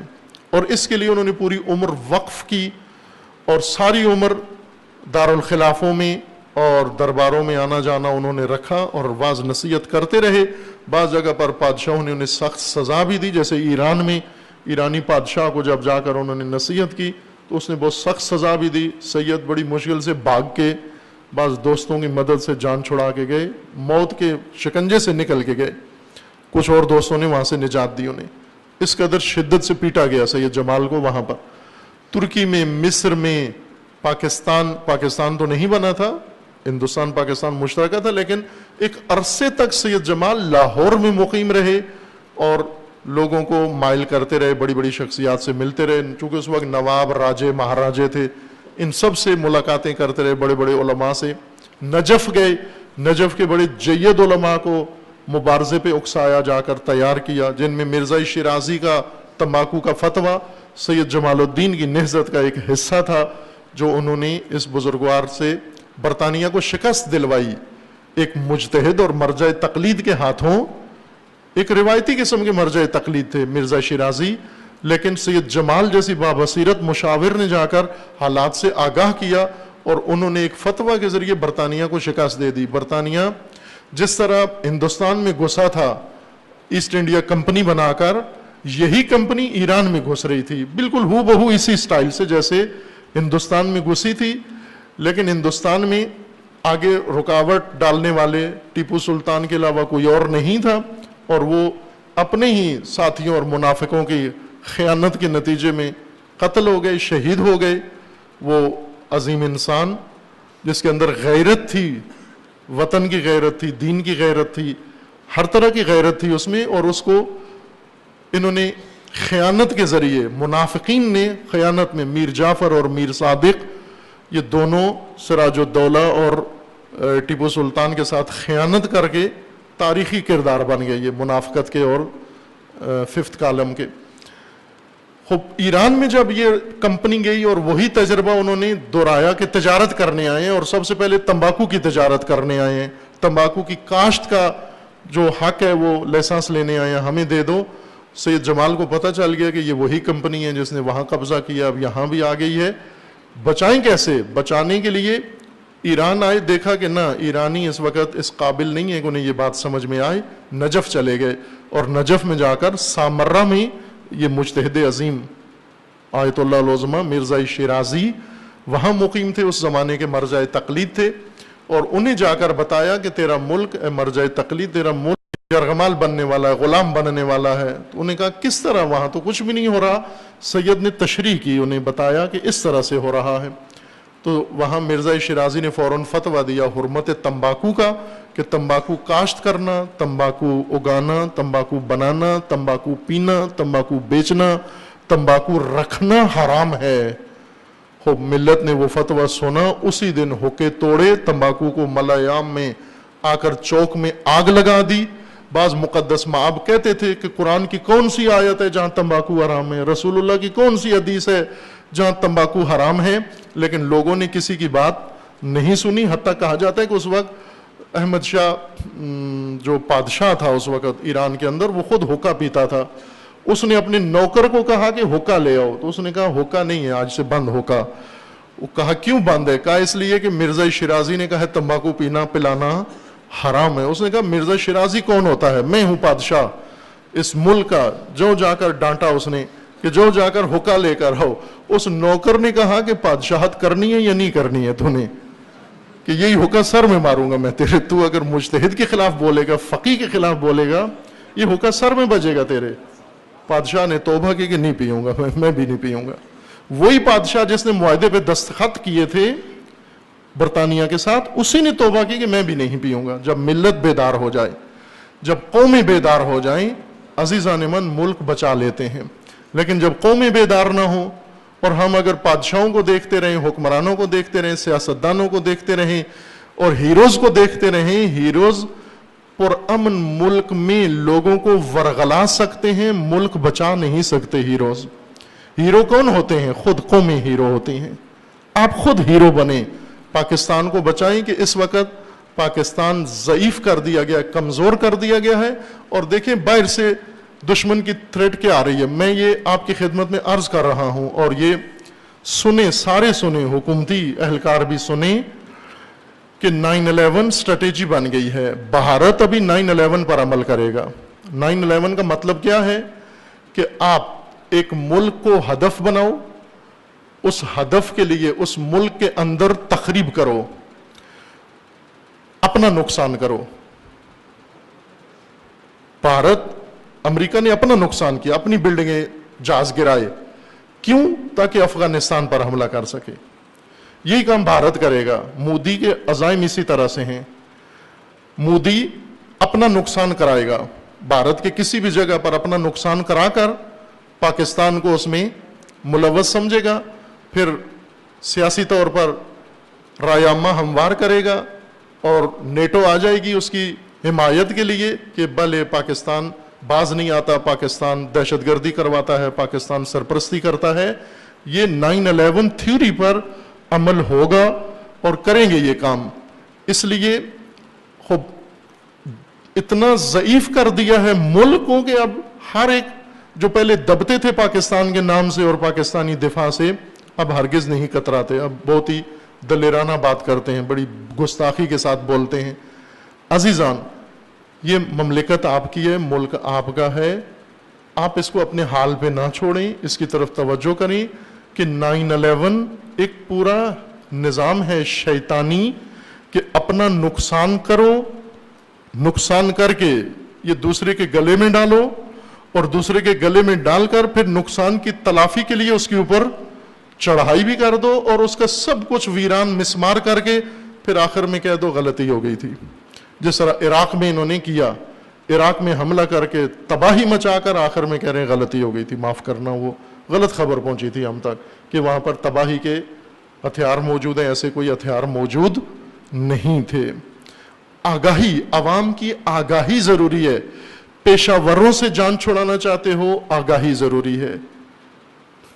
دشمن کے منصوبوں سے بچنا چاہتے ہو، آگاہی ضروری ہے۔ مداریوں سے بچنا چاہتے ہو، آگاہی ضروری ہے۔ سادگی میں ہر ایک نقصان پہنچائے گا، تباہ کر کے چلا جائے گا۔ مسائل دیگر بھی تھے جو مد نظر تھے آپ کے، کہ اس وقت ایک اجلاس مدارس اور حکومت کے مابین ہوا ہے، اور اخباروں میں حکومت نے اور طرح سے اس اجلاس کو منتقل کیا ہے، اور مدارس کے سربراہوں نے اور طرح سے متضاد بیان دیے ہیں۔ خوب یہ ایک اہم اس وقت ماجرا چل رہا ہے کہ مدارس کے اوپر دباؤ ہے، اور جیسا میں نے پہلے عرض کیا تھا کہ پتہ ہے، سب کو پتہ ہے کہ مدارس آیا ملوث ہیں نہیں ہیں ان کاموں میں، ہیں تو کون سے ہیں وہ سب کو معلوم ہے، نام معلوم ہے، شہر معلوم ہے، افراد معلوم ہے، مجھے بھی معلوم ہے، آپ کو بھی معلوم ہے، حکومت کو بھی معلوم ہے، فوج، پولیس، ہر ایک کو معلوم ہے۔ لیکن جب بات کرتے ہیں مدارس کی تو بغیر تفریق کے، بغیر فرق کیے سب مدارس کی بات کرتے ہیں کہ سب مدارس، خوب یہ تاثر دیتے ہیں کہ گویا مدارس نعوذ باللہ سارے ان کاموں میں ہیں۔ ایسے نہیں ہے، بیلنس پالیسی درست نہیں ہے، بیلنس پالیسی اور زیادہ حالات خراب کرے گی۔ بیلنس کا مطلب یہ ہوتا ہے کہ غلط آدمی پکڑو، ساتھ ٹھیک کو بھی پکڑو، تاکہ آپ پر کوئی اعتراض نہ کرے کہ یک طرفہ کام کر رہے ہیں آپ۔ اگر آپ کسی جگہ گئے ہیں چور پکڑنے تو ساتھ جس کی چوری ہوئی ہے اس کو بھی پکڑ لو، تاکہ کوئی یہ نہ اعتراض کرے جی کہ یہ انصاف نہیں ہے، صرف چور پکڑا گیا ہے، جس کی چوری ہوئی ہے اسے نہیں پکڑا، یا پڑوسی بھی پکڑ کے لے آؤ تاکہ کوئی اعتراض نہ کرے۔ یہ بیلنس پالیسی درست نہیں ہے۔ جو مدارس نہیں ان کاموں کے اندر کے نہیں ہیں، اکثر مدارس شیعہ سنی اکثر مدارس نہیں ہیں، بعض ہیں جو خود انہوں نے بنائے ہیں اور جن کو مدد کی ہے، سرپرستی کی ہے، ان کو معلوم بھی ہیں، ان کا نام نہیں لیتے، وہاں پر جاتے بھی نہیں ہیں، لیکن باقی مدارس کو چہ بسا دباؤ میں رکھتے ہیں، جو حکومت کی شاید پالیسی نقصان دہ ثابت ہو مدارس کے لیے، قوم کے لیے، اور نہایتاً خود حکومت کے لیے بھی۔ تو اس سے اجتناب کرنے کی ضرورت ہے۔ آپ مومنین بھی آگاہ رہیں کہ ایسا نہ ہو کہ بیلنس پالیسی میں ہم بھی بھینٹ چڑھتے جائیں ساتھ ساتھ ان لوگوں کے جنہوں نے کوئی جرم کیا ہے یا غلطی کی ہے، وہ ان کا حق بنتا ہے، انہیں سزا ملنی چاہیے، انہیں پکڑنا چاہیے، انہیں عبرتناک سزا ملنی چاہیے، لیکن بیلنس پالیسی کے ساتھ بے گناہ بھی ساتھ اس میں رگیدا جائے، یہ درست نہیں ہے۔ کہ ہماری دعا ہے کہ خداوند تعالیٰ انشاءاللہ تمام دنیا میں مسلمانوں کو شیطانی حربوں اور فتنوں سے محفوظ فرمائے انشاءاللہ۔ اللہم بحق اسمک العظیم الاعظم الاعز الاجل الاکرم یا اللہ یا اللہ یا اللہ یا اللہ یا اللہ۔ خداوندہ بحق اسماء حسنائے خود پروردگارہ تمام ملت اسلامیہ کو ظلم و ستم سے نجات عطا فرما، ملت اسلامیہ کو فتنوں سے رہائی عطا فرما، ان ظالمین کو ظلم سمیت نیست و نابود فرما، فتنہ گروں کو فتنوں سمیت نیست و نابود فرما، فتنہ تکفیریت کو نیست و نابود فرما، اس کے حامیوں اور بانیوں کو رسوا فرما، امت اسلامیہ کے اندر اتحاد و اتفاق قائم فرما۔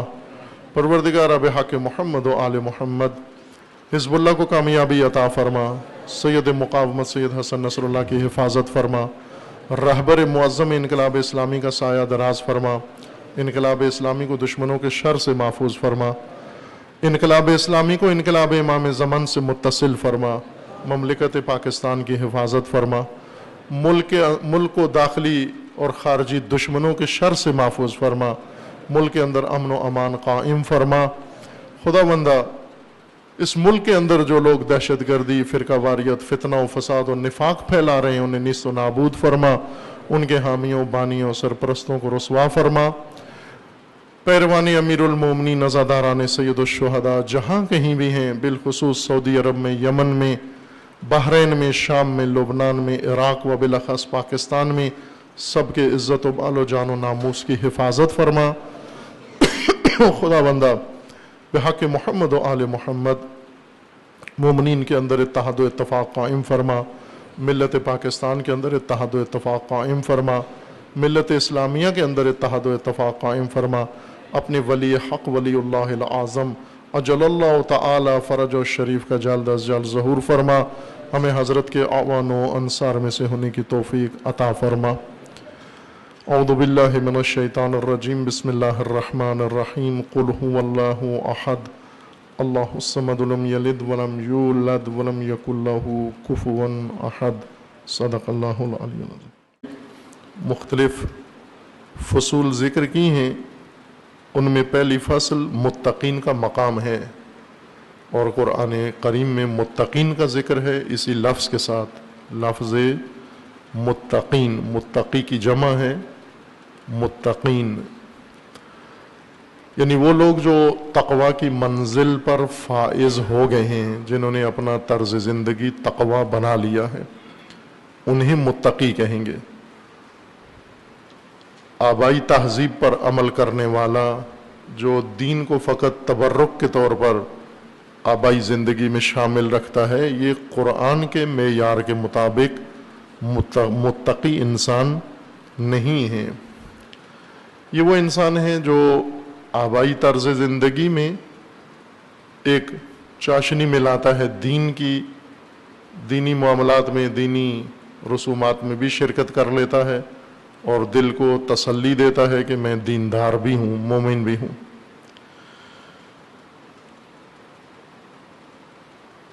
मुत्तक़ी के मकाम तक पहुँचाने के लिए अल्लाह ताला ने अंबिया का फरीज़ा मुकर्रर किया है कि इंसानों को मोमिन बनाएं और इन मोमिनों को बातक़वा बनाएं, मुत्तक़ी मोमिन बनाएं, न लाउबाली और लापरवाह मोमिन, मुत्तक़ी मोमिन बनाएं।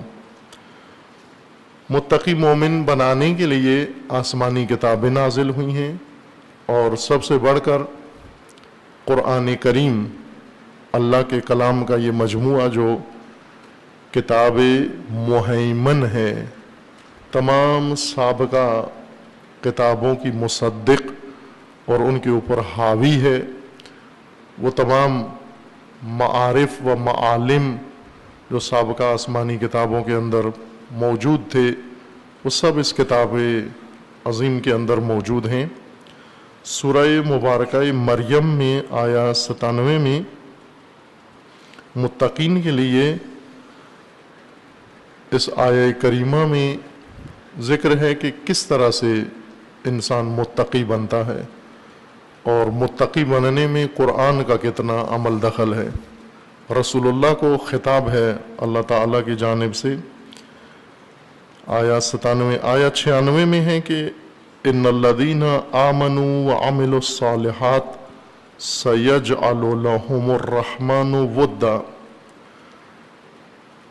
कि जो भी ईमान लाएंगे और ईमान लाए हैं, अमल सालिह अंजाम देते हैं, बजा लाते हैं, जिनके आमाल सालिहा हैं और मोमिन हैं, सयजअलु लहुमुर रहमानु वुद्दा, खुदावंद तबारक व तआला खुदाए रहमान उनके अंदर मवद्दत पैदा कर देगा, मोहब्बत पैदा कर देगा। आबाई तहजीब से ताल्लुक़ भी है, तर्ज़ ज़िंदगी आबाई है, इलाही नहीं है। उसूल ज़िंदगी आबाई हैं, इलाही नहीं है। इलाही उमूर को हमने आबाई ज़िंदगी में बरकत के लिए शामिल रखा हुआ है और आबाई ज़िंदगी, आबाई उसूल, आबाई रस्म व रवाज انسان کو محفوظ زندگی فراہم نہیں کر سکتے بلکہ غیر محفوظ ہو جاتا ہے. انسان جیسے اس وقت ہیں، اگر ہم پاکستان ہی کو دیکھیں تو پورا ملک غیر محفوظ ہے. پاکستان میں رہنے والے ہر فرد کی زندگی ہر پہلو سے غیر محفوظ ہے. یہ اس وجہ سے ہے چونکہ آبائی طرز زندگی اپنایا ہے ہم نے، اور اس آبائی زندگی میں محفوظ زندگی نہیں ہے.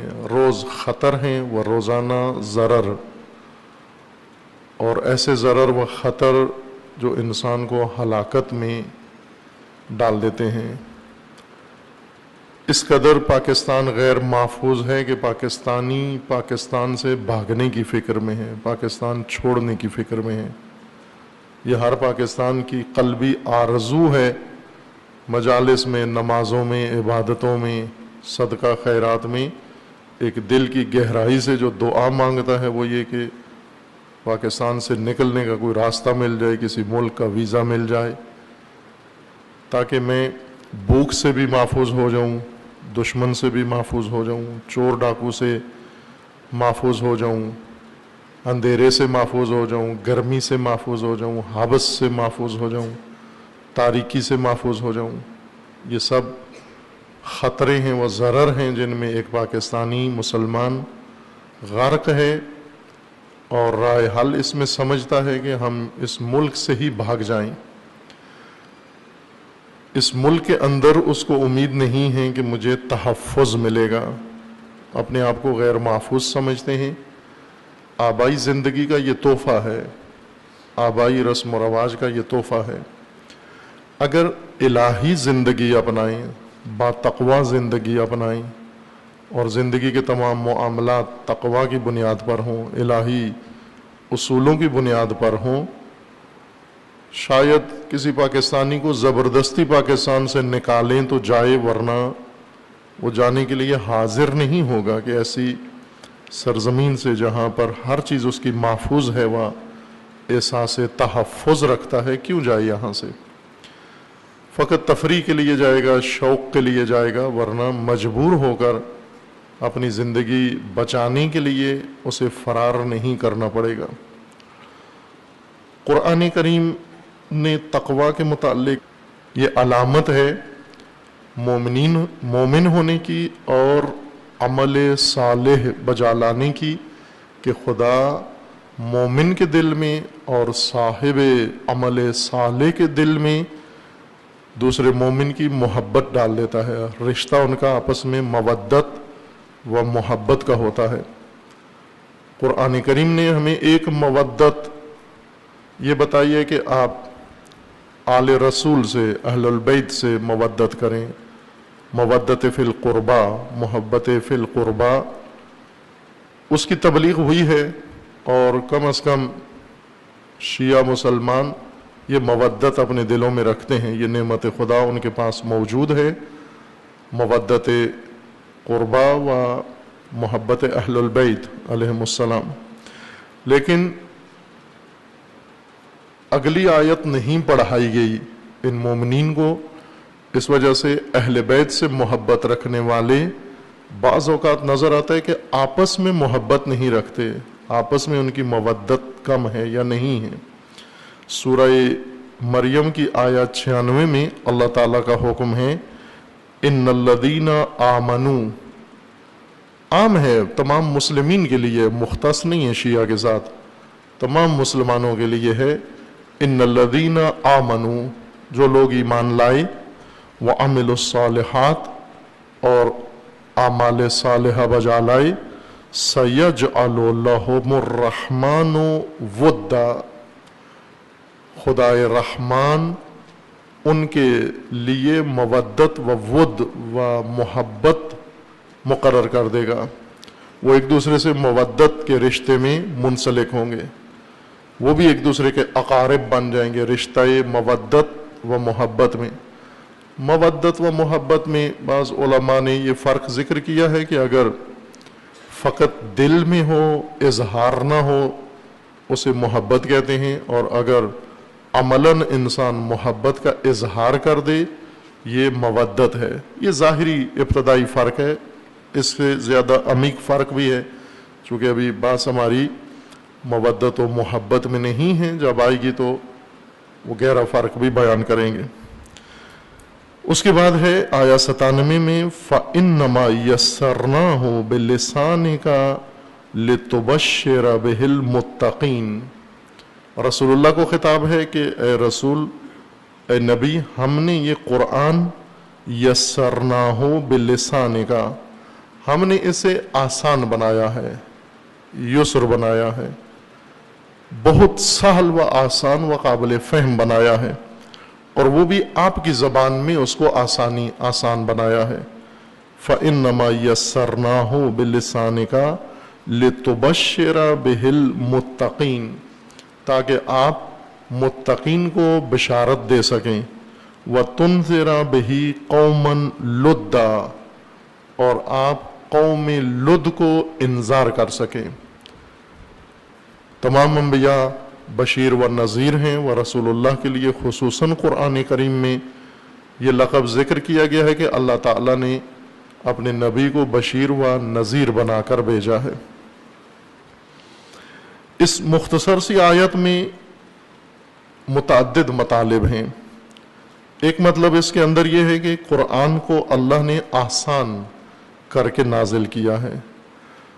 اور بھی آیات ہیں اس بارے میں کہ قرآن آسان ہے. تمام مسلمانوں کا و اکثر کا یہ اعتقاد ہے کہ مشکل ہے، قرآن نہیں پڑھنا ہی نہیں آتا ان کو، چونکہ ذہن میں یہ رکھا ہوا ہے کہ مشکل ہے، قرآن پڑھنا مشکل ہے. اور اس سے زیادہ مشکل قرآن سمجھنا ہے. ایک بڑی تعداد پڑھ نہیں سکتے، اور جو قرآن پڑھنا جانتے ہیں، ہمت کر لیتے ہیں، اس کے بعد اسے سمجھنا مشکل و دشوار سمجھتے ہیں. قرآن کے سمجھنے کے مشکل ہونے پر تاکید بھی کی جاتی ہے ممبروں پر. چہ بسا ایسے قرآن ناشناس و قرآن سے دور لوگ یہ ترویج کرتے ہیں کہ قرآن ہماری سمجھ سے بالاتر ہے، ہمیں سمجھ میں نہیں آتا. اور ممبر سے جب کسی چیز کی تلقین ہو جائے تو وہ مومن پلے باندھ لیتا ہے کہ قرآن ہمارے لیے نہیں ہے، اور قرآن ہمیں سمجھ میں نہیں آئے گا، قرآن سمجھنا بہت مشکل ہے، قرآن فقط معصومین کو سمجھ میں آتا ہے، یا اگر بہت زیادہ وسعت دیں تو علماء کو سمجھ میں آتا ہے، مفسرین کو، باقی عوام کو، عام آدمی کو قرآن سمجھ میں نہیں آتا. اب یہ قرآن کی نزول کی حکمت کو ہی باطل کر دیتے ہیں. ہدایت کی کتاب جو ہدن للناس ہے وہ ہدن للمتقین ہے، یہ سمجھ میں ہی اگر نہیں آتی تو ہدایت کیسے ہوگی؟ یہ اگر سمجھ میں نہیں آتی تو نازل کیوں کی گئی ہے؟ کس لیے مسلمانوں کے لیے، مومنین کی ہدایت کے لیے بھیجی گئی ہے اگر سمجھ میں ہی نہیں آتی؟ قرآن اس کے الٹ دعویٰ رکھتا ہے. قرآن کا فرمانا ہے کہ یہ کتاب سمجھ میں آتی ہے اور آسان بنا کے ہم نے اس کو نازل کیا ہے. نزول کا معنی بھی قابل فہم بنانا ہے.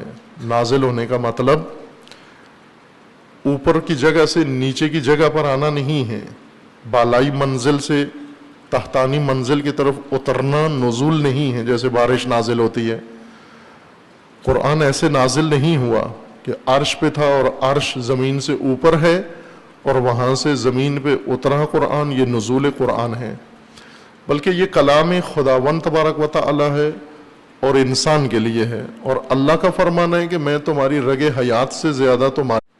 السلام علیکم ورحمۃ اللہ وبرکاتہ. اعوذ باللہ من الشیطان الرجیم. بسم اللہ الرحمن الرحیم. الحمد للہ والصلاة والسلام علی رسول اللہ وآلہ آل اللہ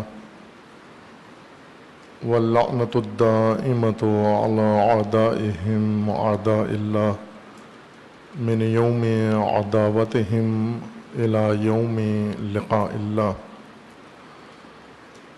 عباد اللہ اوصیکم ونفسی بتقوی اللہ اتقوا اللہ فإن خیر الزاد التقوی۔ بندگان خدا، آپ سب کو اور اپنے نفس کو تقوی الہی کی وصیت کرتا ہوں، تقوی الہی کی طرف دعوت دیتا ہوں۔ اپنی زندگی تقوی کی بنیاد پر قائم کریں، استوار کریں اور بسر کریں۔ خداوند تبارک و تعالی نے انسان کی ہدایت کا نظام بنایا ہے اور اس کا محور، اس کی بنیاد تقوی کو قرار دیا ہے۔ تقوی الہی طرز زندگی کا نام ہے۔ معنی کیا تھا پہلے تقوی کا کہ تقوی حفاظت کو کہتے ہیں، با تقوی زندگی یا متقی یعنی محفوظ زندگی، اور حفاظت کا، انسانی زندگی کی حفاظت کا نظام جو اللہ تعالیٰ نے انسان کے لیے مقرر فرمایا ہے، اگر اس نظام کے مطابق انسان زندگی بسر کرے، دنیاوی و اخروی کوئی خطر و ضرر انسان کو نہیں پہنچ سکتا۔ اس محفوظ زندگی میں زحمتیں ہیں، سختیاں ہیں، لیکن خطر اور ضرر سے اور ہلاکت سے انسان محفوظ ہے۔ تقوی الہی حفاظتی طرز زندگی یا نظام زندگی کا نام ہے۔ اس کی تشریح قرآن کریم کی مختلف آیات میں بیان کی گئی ہے، بلکہ ایک لحاظ سے کہہ سکتے ہیں کہ قرآن کریم تقوی کی ہی وضاحت اور تفسیر ہے۔ اصول زندگی، طرز زندگی، نظام زندگی، مسائل زندگی سب قرآن کریم میں اس لیے بیان کیے گئے ہیں تاکہ مومن و مسلمان اپنی زندگی ان اصولوں کے مطابق بسر کرے۔ لیکن ہمارے ساتھ جو المیہ رونما ہوا ہے وہ یہ کہ ہم مسلمان و مومن بھی ہیں، اور دوسری طرف سے ہمارا